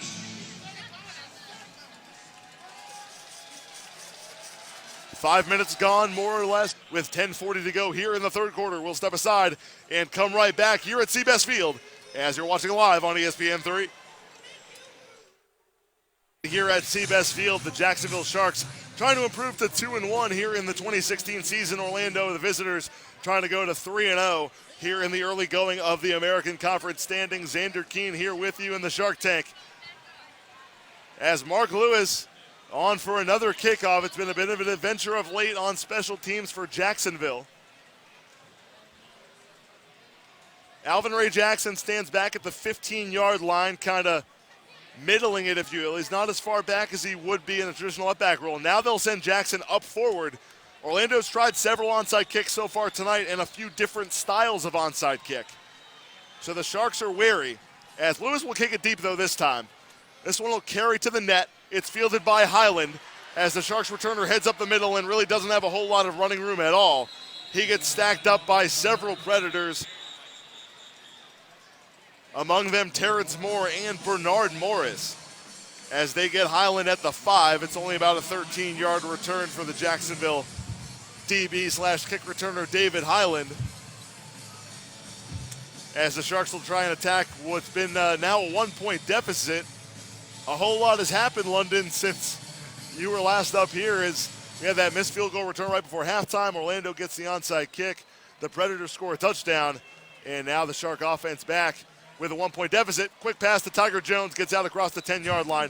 A good drive starting play right there. And really, if you're the Sharks offense, you just want to settle this down, do your thing, get back on top and keep going. Yeah, right now, Orlando got a momentum going. So that's what we have to stop them from having that momentum right now. We have to go down and capitalize and score on this drive.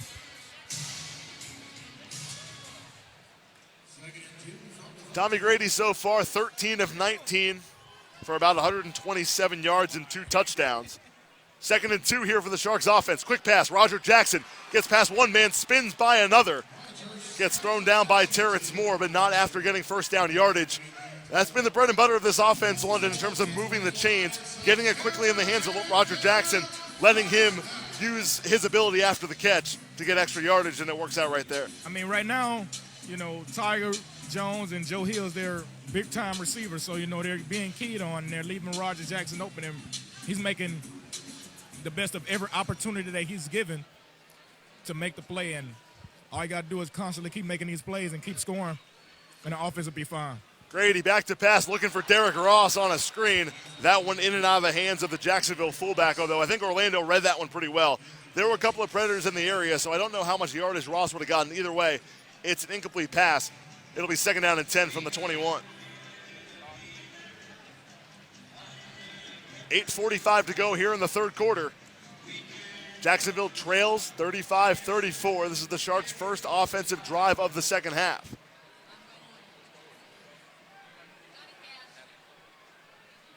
Tiger Jones, the high motion man here for the Sharks. Grady back to pass, hits Hills. Tries a stiff arm on Kent Richardson, but he gets pushed into the boards after a short gain. Nice tough defense there by Richardson as he keeps Hills from getting any extra yardage. It'll be 3rd down and 8. Right now, offensively, we just can't get down. We just got to make sure we stay together and keep pushing. We have to capitalize right here. I know I didn't say it enough tonight, but that's just a word that I'm going to constantly use because we really have to capitalize on this 3rd down and keep these chains moving to get down to this end zone. All 3 receivers on the left side here on this 3rd down snap. Joe Hill splits the other 2 receivers in motion. Grady back to pass, good protection, fires deep, looking for Tiger Jones, and that one's broken up. 3 Predators converged on Tiger Jones in the end zone there. I think it was Kent Richardson who ultimately got a hand on it. As Tommy Grady tried the home run ball to Jones, it's incomplete. It'll be 4th down and 8 here for the Jacksonville offense in a must-convert situation. Yeah, this is definitely a must. It's a must-score situation, but definitely have to get the first down first. We got to keep these chains moving, man. We can't keep getting behind 3rd, 4th, and 7 or 8 when it makes it harder. It makes it harder to, capitalize on the next play. Tiger Jones, the motion man, 4th and 7 for Jacksonville. Grady back to pass, looking for Jones, has him at the 14-yard line. It's a first down, and how often do we say it? There's a play that's incomplete to Tiger Jones. They come right back, sure-handed catch in traffic on the next snap. That's a big first down pickup. Jacksonville all the way down to the Orlando 12-yard line. That's one of the plays I was saying that we needed, and he came through for us. Tiger Jones is a big-time receiver, ranked among the top 5 receivers in this league, and that's what he does. He makes plays when the play need to be made. Great job, Tiger.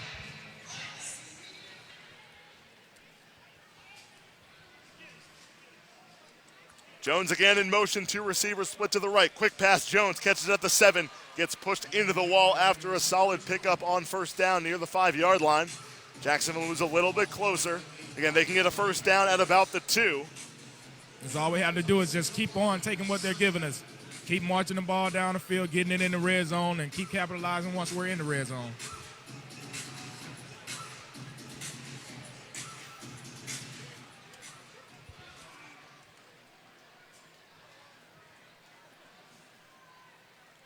It'll be Jackson in motion this time. 2 receivers split to the right for the Sharks on second down. Handoff Ross running right. He tries to slip free, and he can't quite get to the edge. Good backside pursuit by the Predators to take Ross down for a loss.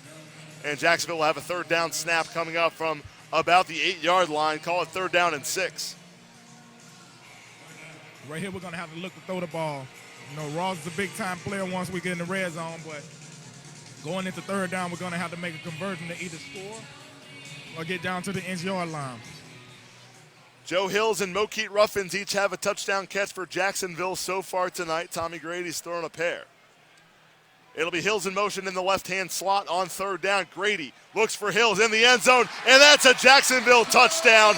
Joe Hills uses his big frame to beat Varmasoni, jump up, high point the football, and get a Jacksonville score, as Hills will now celebrate pretty close to the Predator bench there with a Shark fan, and Jacksonville gets the lead, 40-35 with an extra point coming up. That's Joe Hills, man. That's what he does. Ball's in the air, he goes up and comes down with it. Outstanding receiver, outstanding playmaker. Make the play when his number's called. Joe Hills.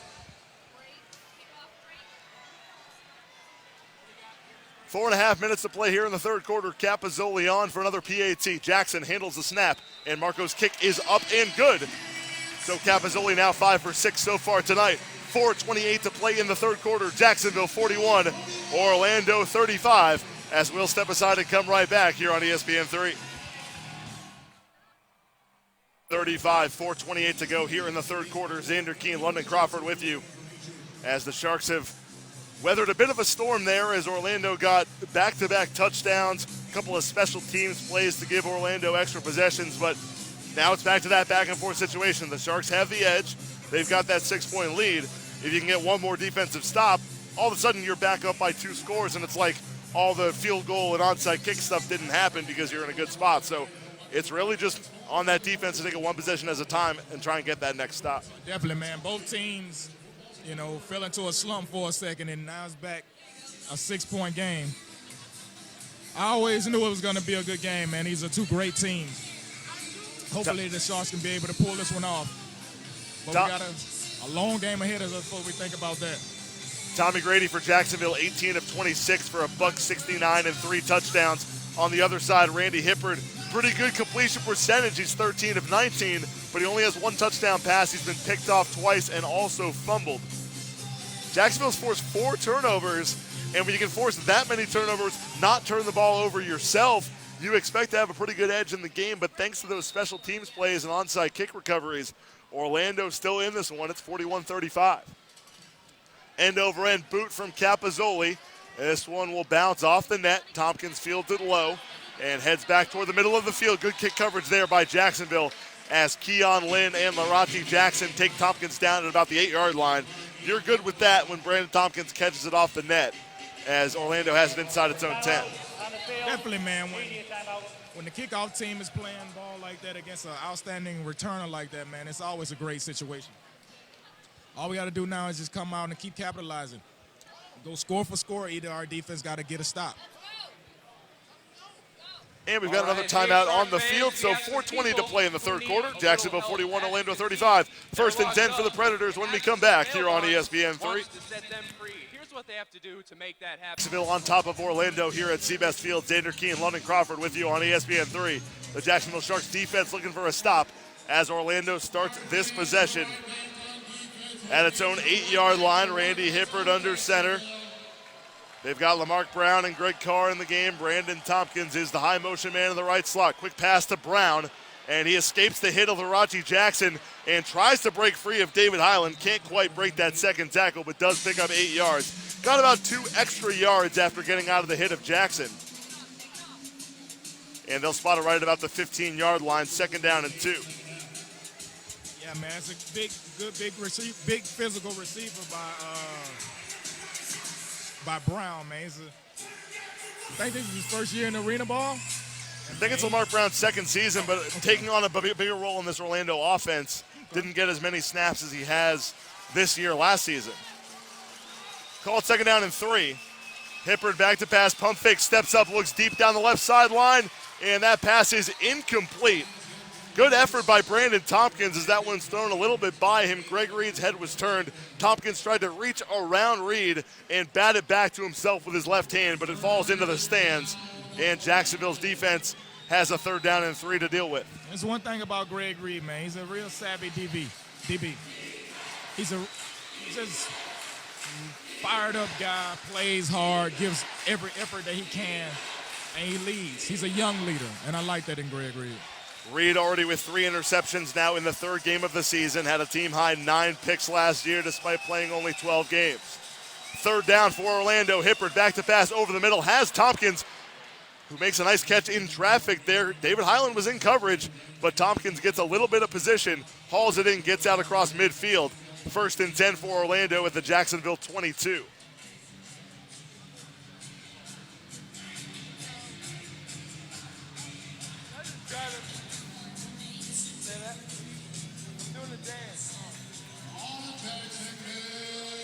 Just about 2 minutes to play here in the 3rd quarter. Sharks on top, 41-35. Trips right, Tompkins in motion. Hippard, quick pass to Larry Brackens, and that ball is out. Brackens picks it up, thinking it might have been a lateral, but it is incomplete. They rule that Hippard threw it forward. It'll be 2nd down and 10.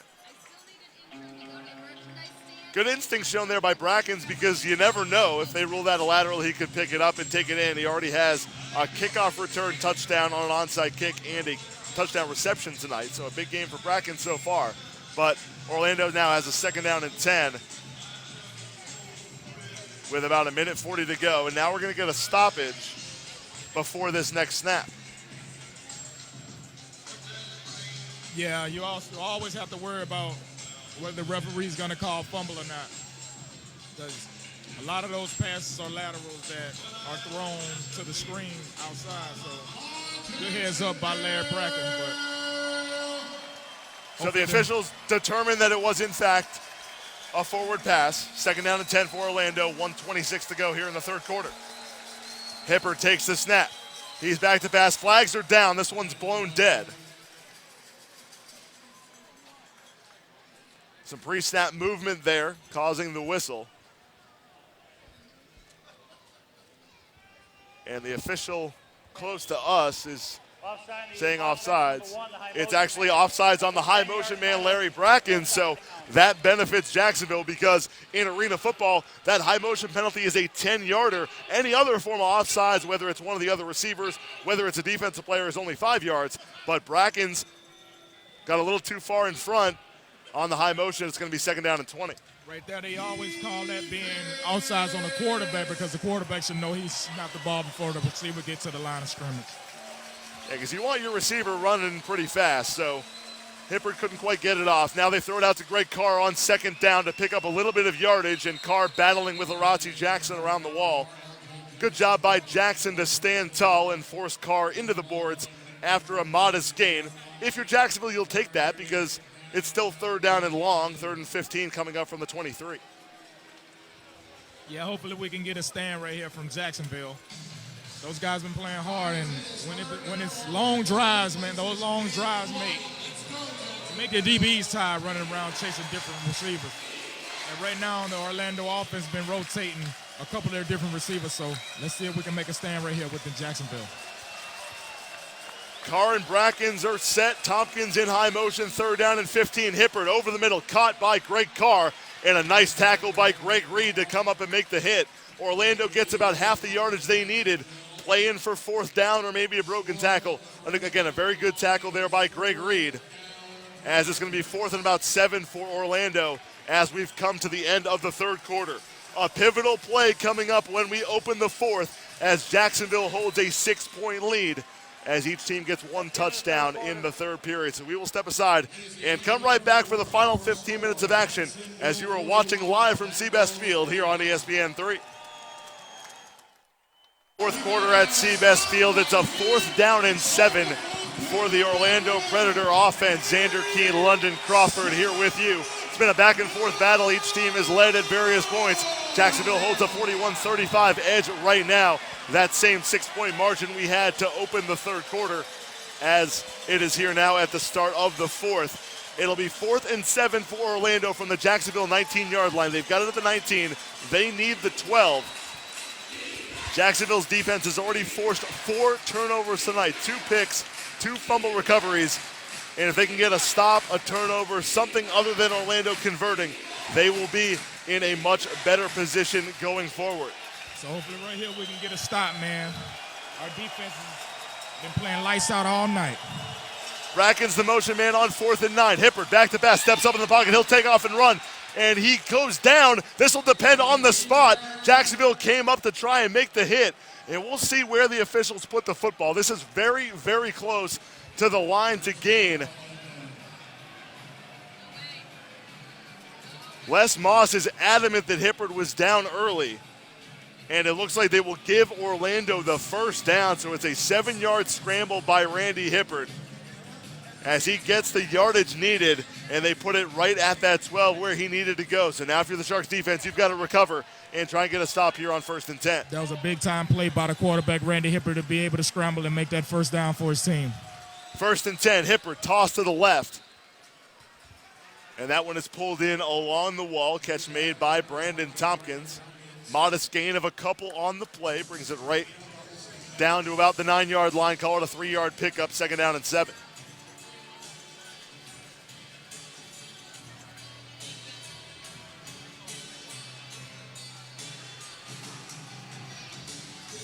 Jacksonville had a very short-lived 13-point lead. Other than that, it's been a one-score game back and forth throughout. 13:45 to go in the contest. Jacksonville on top by 6.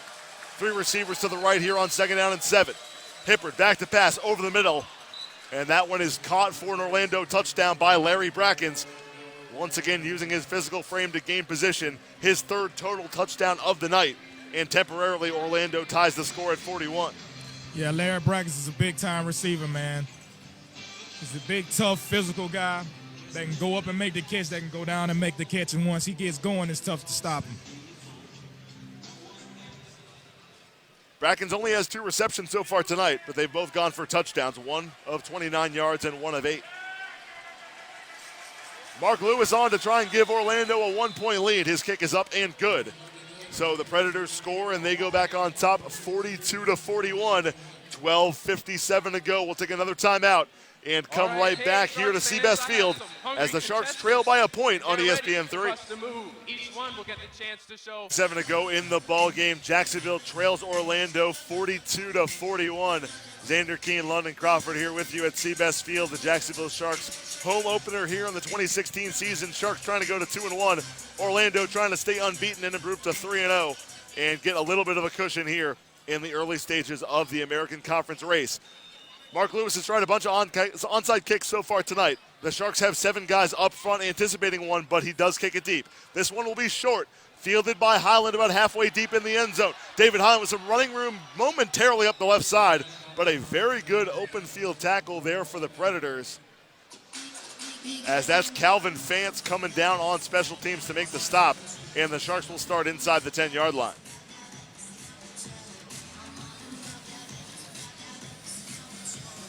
Tommy Grady and the Jacksonville offense have been pretty good so far tonight. Had a turnover on downs on the first drive of the game. They've been efficient and effective other than that. Grady 18 of 26, $169, 3 touchdowns, no picks, and has not been sacked. The Sharks are now in their 12th quarter of football this season. Tommy Grady has not been sacked. Tremendous work by the pass protection unit up front that only allowed 8 sacks all season long in 2015. Mo Ruffins, Ray McNeil, Cornelius Lewis, and Derek Ross up to the task so far. Grady, quick pass, Tiger Jones. makes the catch, gets spun into the wall by Richardson and Moore, but they start the drive with about a 4-yard gain as Jacksonville gets out across the 10-yard line. Once again, all Tommy got to do is, just take what he's given. They're going to keep playing off, dink and dunk all the way down the field, and we know that we can score once we're in the red zone. So take what we're given and keep on capitalizing.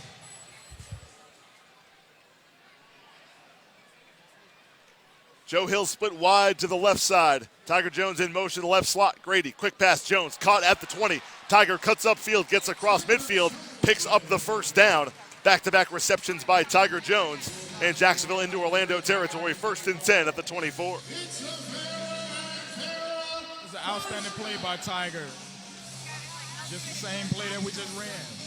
Quick hit, get up the field, get ready for the next play. That's our offense. Going to give us the hits. We're going to take the hits. You come press, we can beat you deep. So hopefully we can just get a score out of this drive. Jones in high motion here, 1st and 10. Grady back to pass. Looking, pump fakes. Has an open Roger Jackson. Flag is down as Jackson spins out of a couple of tackles, takes it inside the 5-yard line. He is fired up, but on the other side, Orlando thinks this one is coming back. The flag in the offensive backfield. In the area of an offensive hold, it is going to be a hold on Jacksonville. And that'll wipe away a nice gain by Roger Jackson, and the Sharks will be back to 1st and 20. Looks like Roger Jackson and Coach Keefe down there getting into it a little bit.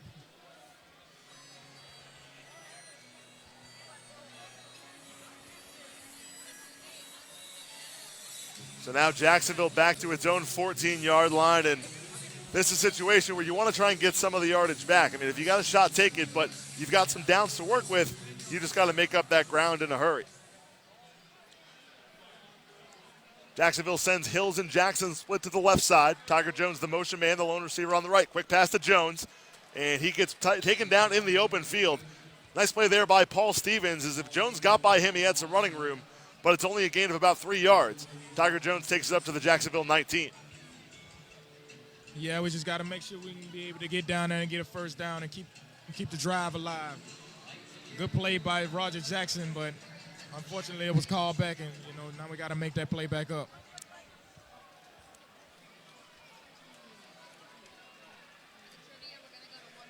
Second and long from the 19. Grady takes the snap, back to pass, pump fakes over the middle, has Joe Hills, who tries to spin out of the tackle, can't quite do it, but a nice pickup there for the Sharks, back into Predator territory in a much better situation to deal with now, 3rd and 6.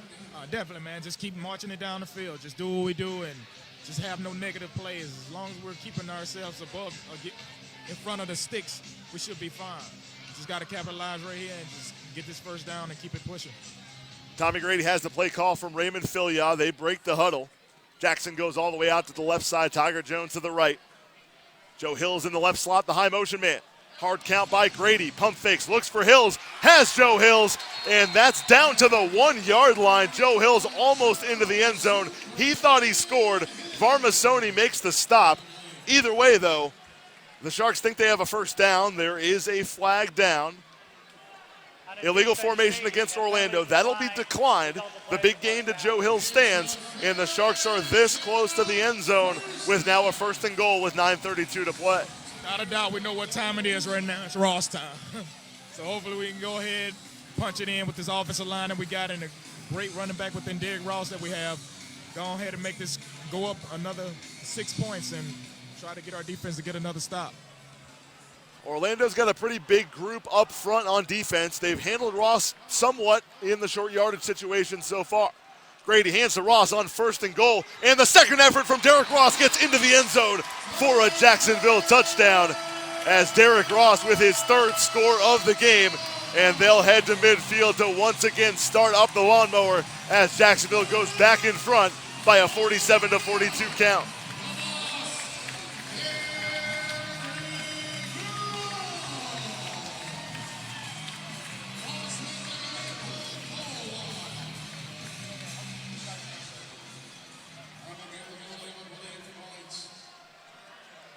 Capozzoli on for the PAT. Jacksonville once again tries to extend this to a 6-point lead. And they'll fake it. LJ takes the football, and he is in. Larachi Jackson picks it up and scores. Jacksonville with the 2-point conversion, and that could be big. They make up for the missed extra point and now reclaim a 7-point advantage. That's a play we've seen before, London, dating all the way back to the 2013 playoffs. As Jacksonville ran that play against Tampa Bay in the first round of the playoffs, it was Jeff Hewley who picked it up and got the 2-point conversion. It's been in the playbook. Jacksonville breaks it out every once in a while. Great heads-up play there by LJ. Without a doubt, man. That was an outstanding play by LJ to be able to go in and make that 2-point conversion happen. But great job by the offense in general to be able to capitalize off of being, penalized and put behind the sticks and being able to go down and make the plays that they need to be made. Great job by the special teams for blocking everybody they needed to be blocked. And LJ Jackson for making that play happen. So hopefully we can keep it going and keep it pushing. 49-42, Sharks on top. We will step aside and come right back here on ESPN3.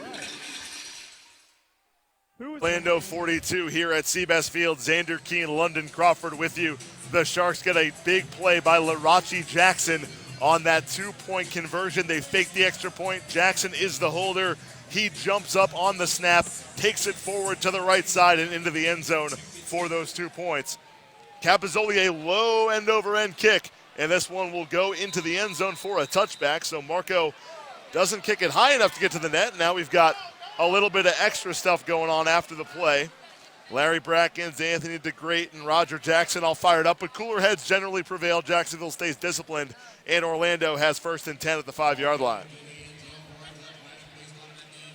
We're just playing all-around great ball right now. When you have the special teams doing what they need to be doing, when you have the offense playing like they need to be playing, you have the defense playing fired up like they're playing, we're playing on all cylinders, that's how you win as a team. And hopefully we can keep that going and pan this game out with a victory. Up front, Walschlager, Wayvoda, and Kareem Smith. Dexter Jackson, the MAC linebacker, will try and get pressure on Randy Hippert. 3 receivers on the right side as Tompkins swings around in motion on 1st down. Hippert looks for Tompkins, has him along the wall, and that gets things going for Orlando out across the 20-yard line. Tompkins beats Greg Reed to the spot. 1st and 10 for the Predators up to the 21. About halfway through quarter number 4, 7:42 and counting remaining as the Sharks lead 49-42. Yeah, right there looked like Orlando showed the Sharks something they probably haven't seen in film. Looked like something a little bit new, but it was good to be able to get that stop and not let them have the touchdown on it. New set of downs for Orlando. Lamarck Brown is the high motion man here into the left slot. Hippert looking for Brown, quick hitter. As Brown breaks one tackle up the left side, gets 1st down yardage inside the 15-yard line before Alvin Ray Jackson finally makes the stop. Good running after the catch there by Lamarck Brown as the Predators have 2 plays and 2 decent gains to get inside Jacksonville territory. Oh, definitely, man. That was a good physical run by Lamar Brown right there, man. It was really good, really good run, man. He was, being physical, pretty much like all of their receivers are except Brandon Thomas. That's more of the shifty guy that they have, so going to see what they can do right here in this red zone. Keon Lynn into the game at DB right now, replacing Larachi Jackson. 1st and 10 for Orlando. They run the tight end screen. And that's a nice pickup there by McCray. As Justin McCray leaks out, pulls it in, and Orlando gets a decent gain. That was a good heads-up play by Alvin Ray Jackson to be able to chase down that screen play and make the tackle before he can get into the end zone. There's a discussion going on with Orlando offensive coordinator Matthew Sock. There is an illegal formation against Jacksonville's defense declined, so Orlando takes the gain as they pick up a 1st and goal down to the 4-yard line. Check that, 2nd and 1 as McCray was taken down just shy of the line to gain. So the Predators need about a half yard for a 1st down. They'll send all 3 receivers to the left side with the ball on the far right hash. Tompkins splits the other 2 receivers in motion. Hippert pushes forward, has 1st down yardage toward the goal line. He'll get stopped at about the 1.5. So another short yardage goal-to-go situation here for Orlando. And the Predators will go with their sub package. So in comes Terrence Moore to play fullback. In comes Larry Brackens to play a big physical receiver position, as Orlando will try and dial something up here on 1st and goal. Last time they brought this package in, they gave the ball to Moore as a running back, so let's see what they're going to do on this play. Moore lines up directly behind Hipper. They send McCray in motion, toss to Moore running left, and he dives his way into the end zone for a touchdown as he sneaks by David Highland. And the Predators score, cut the Jacksonville lead to 1. Mark Lewis on to try and make this a tie game with about 5 minutes remaining. Like you mentioned, London, they had Terrence Moore in the ballgame. Last time he checked in, they ran a toss to the right. He got stopped. This time they run to the left. The wide side of the field had a little bit better of an angle, and David Highland couldn't quite get there. Orlando scores a touchdown with Mark Lewis now on.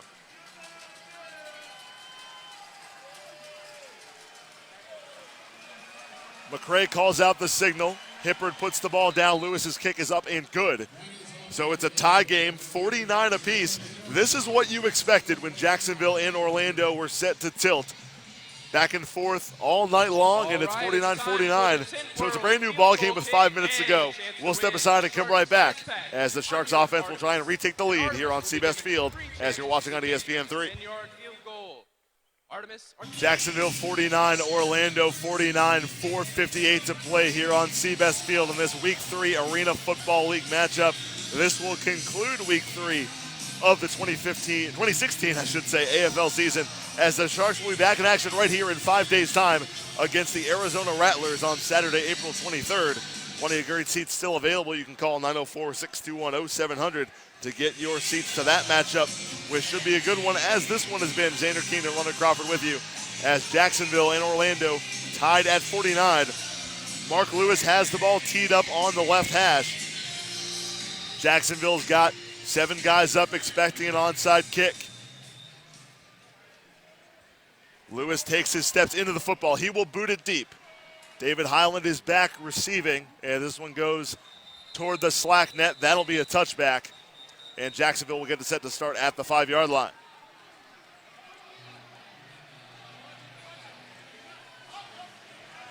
And some laundry on the field right now. Looks like some discussions between Mike Lewis and Roger Jackson. Jackson's been pretty fired up all night. By and large, has kept it together. We'll see which way this one goes, as the flag came in pretty late. Pending the penalty, it'll be spotted at the 5. Hopefully it's not a penalty. After the play on the defense, number 67, it's a 10-yard penalty. First down. They'll actually whistle it on Terrence Taylor of Orlando. So I said Mike Lewis, but Taylor was in there as well. And so they get Taylor for the 10-yard penalty. One thing I do like about Roger Jackson, man, he plays hard. He gives every effort that he can give. I like him, man. He's a young, fiery guy, and I feel like he's going to be really special in this league. Yeah, Roger Jackson, the guy kind of like Greg Reed, came into the league about midway through last season, played 11 games for the New Orleans Voodoo. He had 16 touchdowns, 74 catches, finished as the team's second leading receiver, comes over to Jacksonville this year to join an already talented receiving corps. 1st and 10, Grady swings it out to Jackson, gets some blocking in front as Jackson dives across the 20-yard line before he's finally cut down by Terrence Moore. Nice pickup of about 7 yards here for Jacksonville. 4:20 and counting to play in the ball game. The Sharks out to their own 21.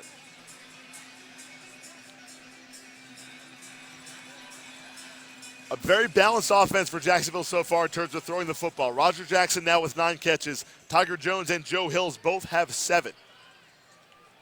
Grady takes the snap on 2nd down, and Hills can't make the catch at midfield.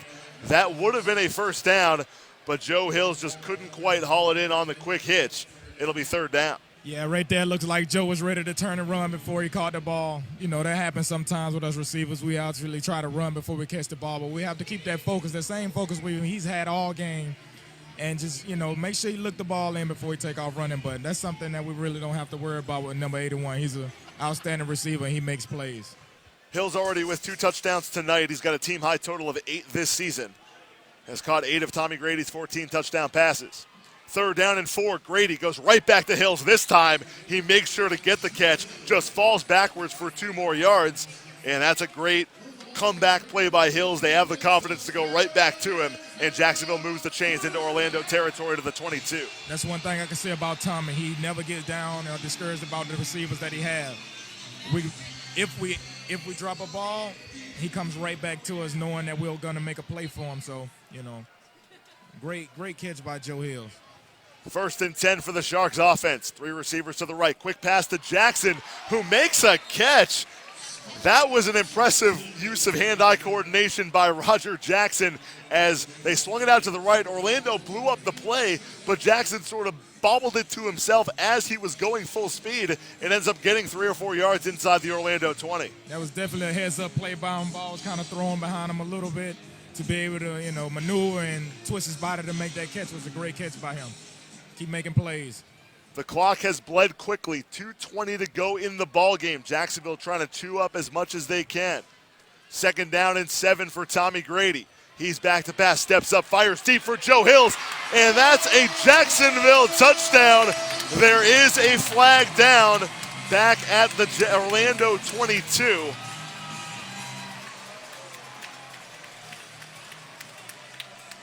The Sharks think it's illegal defense. That's what Mo Ruffins and Cornelius Lewis are signaling. Tommy Grady high-fives Raymond Filyaw. It is illegal defense against the Predators. That's a Jacksonville touchdown. That's touchdown number 3 for Joe Hills, and that's a 55-49 Jacksonville lead with 2:03 to play. Exactly what I meant when I was saying that the Sharks, all we got to do is keep playing the ball that we play. Offensively, we go out, we make plays. Tommy Grady's outstanding quarterback. Ray Filyaw, offensive coordinator that came in, helping us out tremendously, letting us know what he know and filling us in to help us make the plays putting us in a position that we need to make the plays. And there they go. Capozzoli bangs it home as Jacksonville now has a 56-49 lead with 1:55 to play.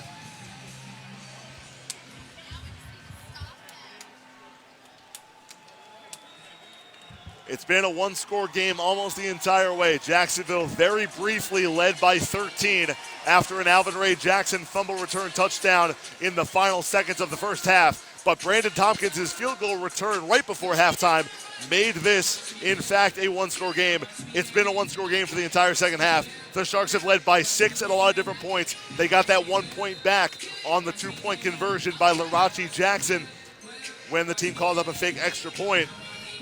And that could be big, London, because that might mean the Predators have to try and play for overtime. If Jacksonville was down by 6, you've got a sure-footed Mark Lewis potentially to kick a game-winning extra point. But now the Sharks have that 7-point lead, 1:55 to go. But, of course, the Sharks' defense is going to try and make that point moot and get this one more stop that'll not necessarily seal the game, but put the team in a much better position.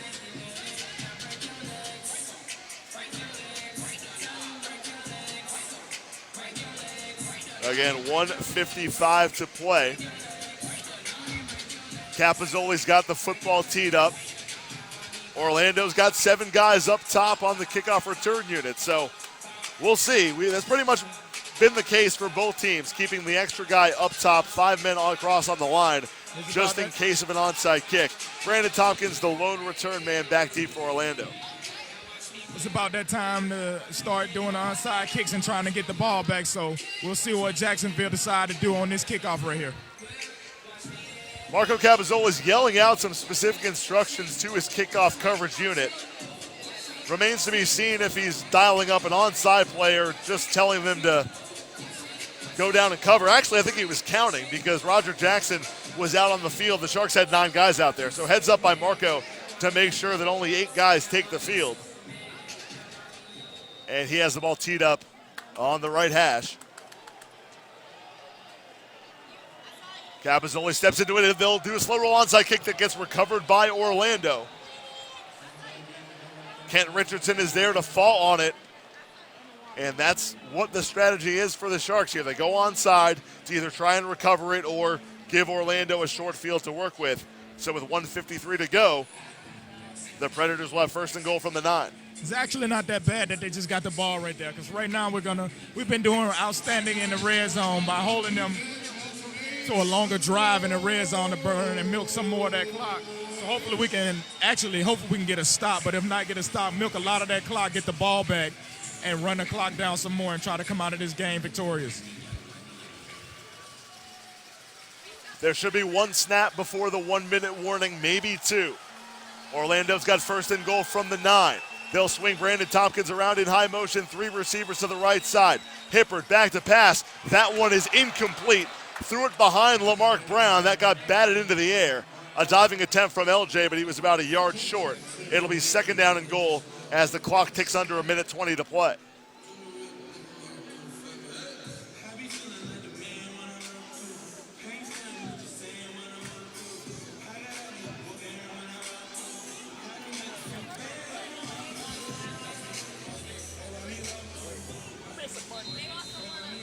And that'll take it down to the 1 minute timeout. 1 minute timing rule now applied. So just 60 seconds remaining in the ball game, but a whole lot of action still to come. Orlando has second and goal from the 9. Jacksonville has a 56-49 lead. And we will be right back for the final minute as you are watching Arena Football League action live here on ESPN3. Minute of action here in Jacksonville, Florida. Sharks 56, Predators 49 here on Seabest Field. Xander Keene, London Crawford with you. The Orlando Predator offense has the football and has second down and goal from the 9-yard line. The Sharks trying to get one more stop and put themselves in good position. Orlando trying to score, tie this game up, and make the Sharks go down the field and try and win on their own.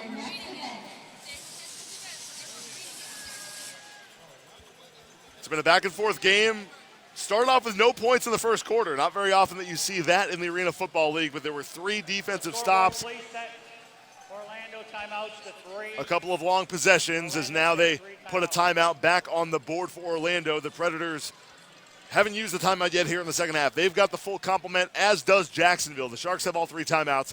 The Predators have all 3 timeouts.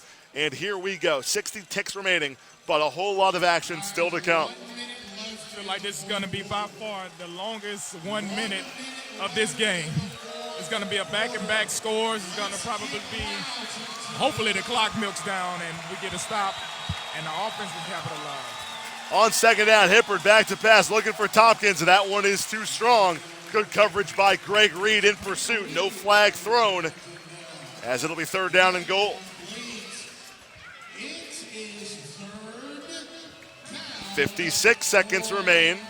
Third and goal. Orlando at the 9-yard line. The Sharks went onside to either recover the football and get that extra drive or put Orlando in this situation.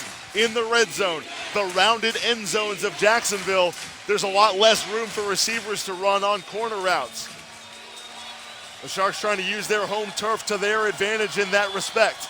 Greg Carr, the high motion man here on third and goal.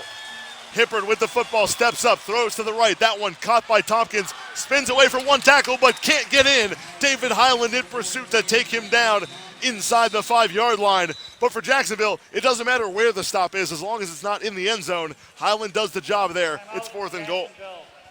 What we want to do right there is just let them keep going, burn their timeouts and milk the clock down. Because when it comes down to it, they can't get a first down. It's fourth down now.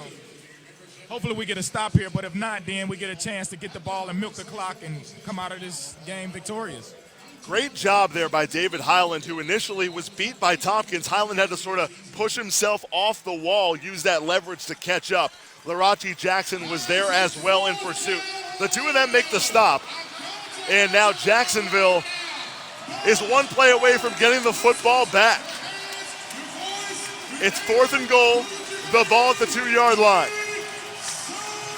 The receivers are Brandon Tompkins, Greg Carr, and Larry Brackens.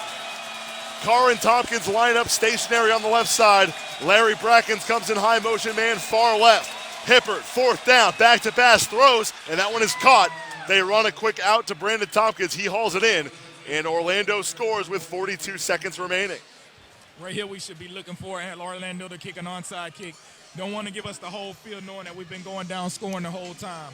Hopefully we can get a blocked field goal here, but if not, be looking for this onside kick to pick up this onside kick and try to get a chance to milk the clock and put the ball into the end zone. Jacksonville did call timeout after that catch by Tompkins on the previous play. So the Sharks have 2 timeouts left. but they were able to preserve some of that time remaining. The ball is down. Lewis's kick is up and right down the middle. The steady Mark Lewis is perfect so far tonight. And just like you said, London, this final minute could be back and forth as we've got a brand new ball game, 56-56, with just 42 seconds remaining in the contest. Keep in mind that Orlando has recovered one onside kick already. And Mark Lewis is kind of creative with the way he does it. We've seen a couple of slow rolls. We saw a traditional high hop early on. And we've also seen that chip shot that Orlando recovered to open the third quarter. So Lewis has a bunch of different options. And I think that's what the Sharks coaching staff is talking about right now. Like, hey, they might go onside. If they do, it could be going a few different places. So it's on the Sharks to try and figure out exactly what it's going to be and make that play.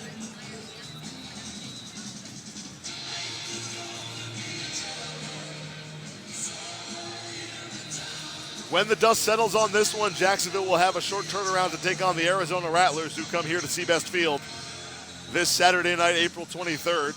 Call 904-621-0700 to get your tickets. But it's a business to attend to here over the final 42 seconds that are going to take a lot longer than that. Thanks again for joining us here on ESPN3.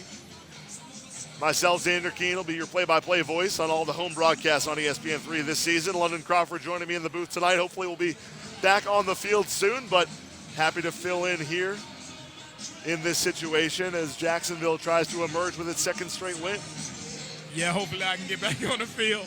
You know, it's okay to be up here doing the announcing, but I'd rather be out there playing with my teammates.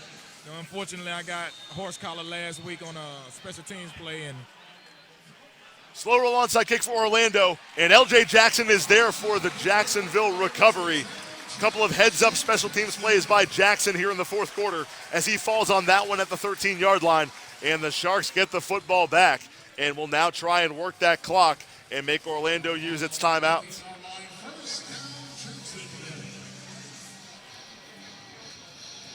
The nice thing, London, here for the Sharks is the ball's outside the 10, so you can get a first down. If you can do that down to, say, the 2, then it gives you more plays to force Orlando to use all of its timeouts, and potentially you can then run the clock down. Yeah, definitely, exactly.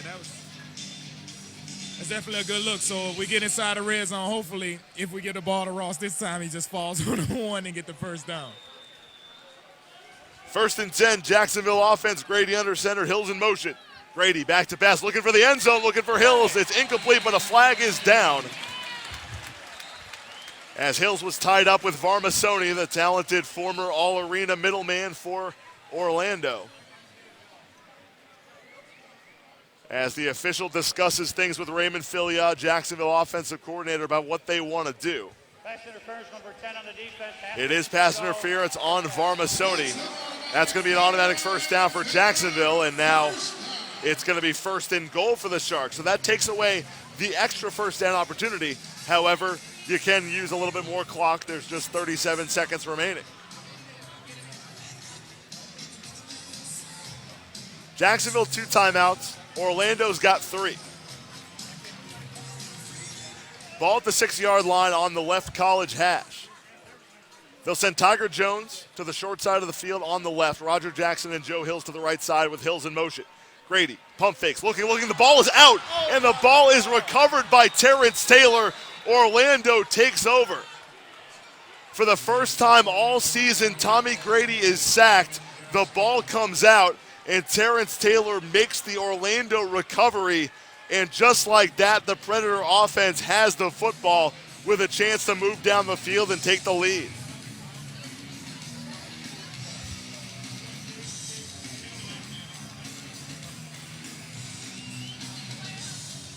Just an individual effort there by Taylor. The ball comes out. He falls on it.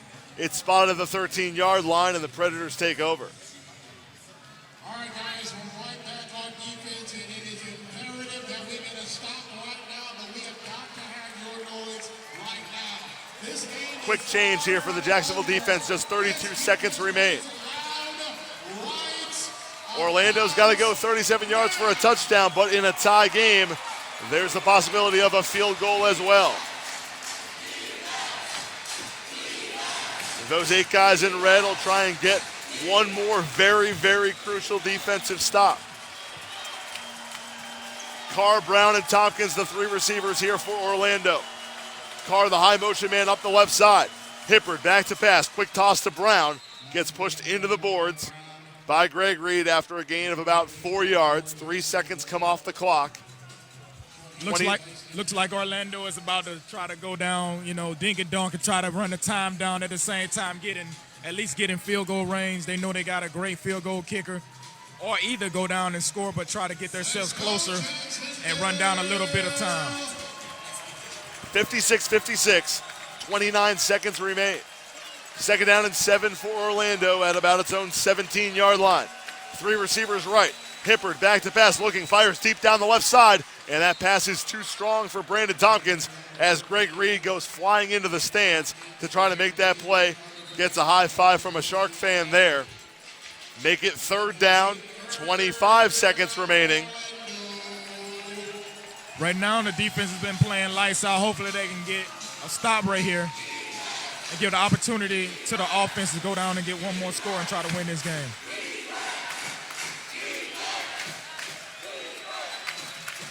.25 on the clock. Ball on the left pro hash mark. Third down and 6 for Orlando from the 17. Hippard back to pass, looking deep down the right sideline for Carr. The pass is up, and the pass is hauled in for a touchdown.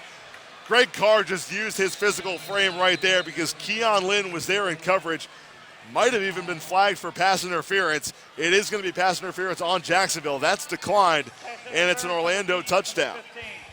With that being said, they did give Jacksonville 19. Then 19 seconds is a long time. They gave Jacksonville 19 seconds to be able to go down and make a score. So it's coming down to our offense to be able to go down and capitalize on this and make a play. Get us in the end zone. Orlando will kick the football here. Obviously wanted to get that 7-point lead. The Sharks will have 2 timeouts to work with, so they have some options even though they're not going to have a whole lot of time remaining.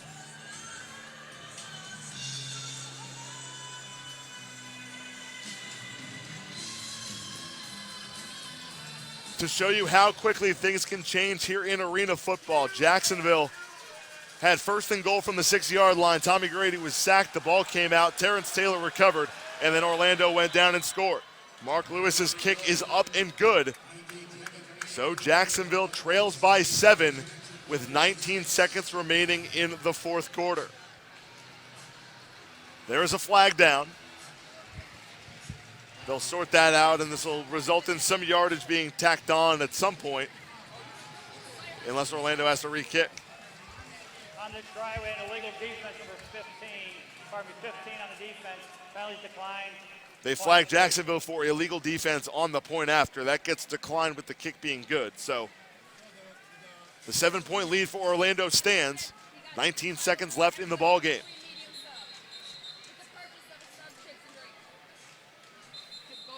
And your Sharks have scored 55 points or more, which means everyone wins a free medium sub from Firehouse Subs. Tommy Grady's got 4 touchdown passes so far tonight. He'll probably want a 5th if Jacksonville wants to have a chance of winning this football game. Orlando 63, Jacksonville 56. 19 seconds left in the ball game here on Seabest Field.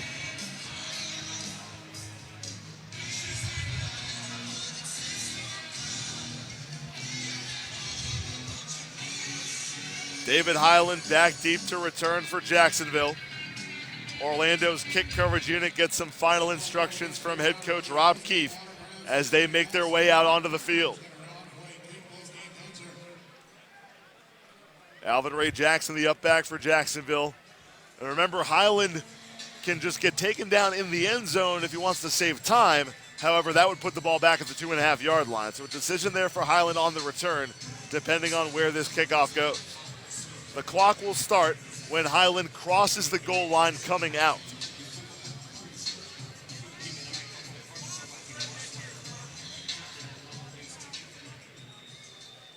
Lewis has it teed up on the right hash. Orlando's kicker steps into it. End over end boot, headed toward the middle. And that one's going to clear everything. Maybe a good situation there for Jacksonville because it's the touchback, the full 5 yards. Grady's got his full drop, but no time comes off. The Sharks have 19 seconds and 2 timeouts. Here we go right here. It's put up or shut up time. It's all in Tommy Grady's hands. It's all on the front line. It's all on our receivers, and it's all on Ross. The offense is pretty much being put in the limelight. Hopefully they can capitalize and make the play. Jacksonville huddles up in its own end zone. The ball spotted at the 5-yard line. The Sharks need a touchdown, trailing 63-56. 19 seconds remain. Jacksonville has 2 timeouts. Jones to the left. Jackson right slot. Hills in motion. Tommy Grady with a hard count. He's back to pass. Flag is down. Grady fires over the middle. Caught by Joe Hills near midfield. And 13 seconds remain. There's a flag down. Looked like Orlando was offsides. And the thing about defensive penalties in arena ball, the offense can choose to put the time back on the clock. So it's a nice play for Jacksonville. Result of play is a first down. We have a second charge timeout to Jacksonville. It'll be 30 seconds. 13 seconds remain. Jacksonville calls its second timeout. How you feeling? Hurt? Grady's got his play. The officials are making some notes there after the foul.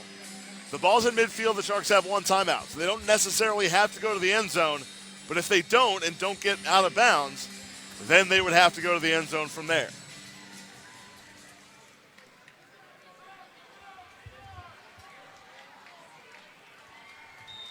So with the penalty being declined, no time is added. 13 seconds remain. Joe Hills, the high motion man, the ball at midfield. Grady back to pass, fires to Hills. He makes the catch down to the 10-yard line. Jacksonville calls timeout with 7 seconds remaining and would most likely have 2 shots at the end zone here as Joe Hills gets back-to-back catches to pick up a total of 35 yards and bring Jacksonville at least into good range here at the 10. Right now we just for it all right here. We got 1 to 2 plays. Tommy has to get the ball out of his hands really fast right here if he want to get 2 plays off. So let's see what our offense can do right here. Tommy Grady talking to offensive coordinator Raymond Filia. Joe Hills has 3 touchdowns so far tonight. Mokeet Ruffins has 1, but you really have to throw the ball into the end zone here. You can't risk a player getting tackled inbounds. The Sharks have it at the 10. The ball on the right pro hash. Roger Jackson heads all the way wide to the left. Tiger Jones, the lone receiver, to the right. Joe Hills, the motion man, mashed up against Varmasoni. Grady back to pass, pump fakes, looks, fires. That one incomplete. In and out of the hands of Tiger Jones. Only 3 seconds expire, and now 4 seconds remain. This is tough, London, because, yeah, that one only took 3 seconds, but I don't know if you can risk the next play only taking 3 seconds. This might be it for Jacksonville. This really might be do or die right here, so hopefully we can put the ball in Tommy's hands and he can put it in one of our receiver hands and they can make the play.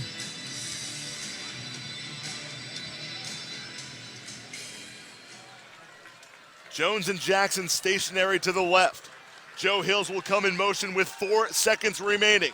Grady takes the snap, back to pass, looking for Hills. It's up, and it's incomplete, and time expires as Joe Hills can't haul it in. The Orlando Predators emerge with a 63-56 victory over the Jacksonville Sharks. That one went down to the wire as Jacksonville had a chance to tie on the final play of the game, but Grady's pass for Hills falls incomplete, and the Predators stay unbeaten.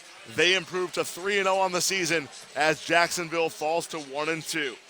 Want to thank you for joining us here on ESPN3. It'll be a very quick turnaround for us and the Jacksonville Sharks.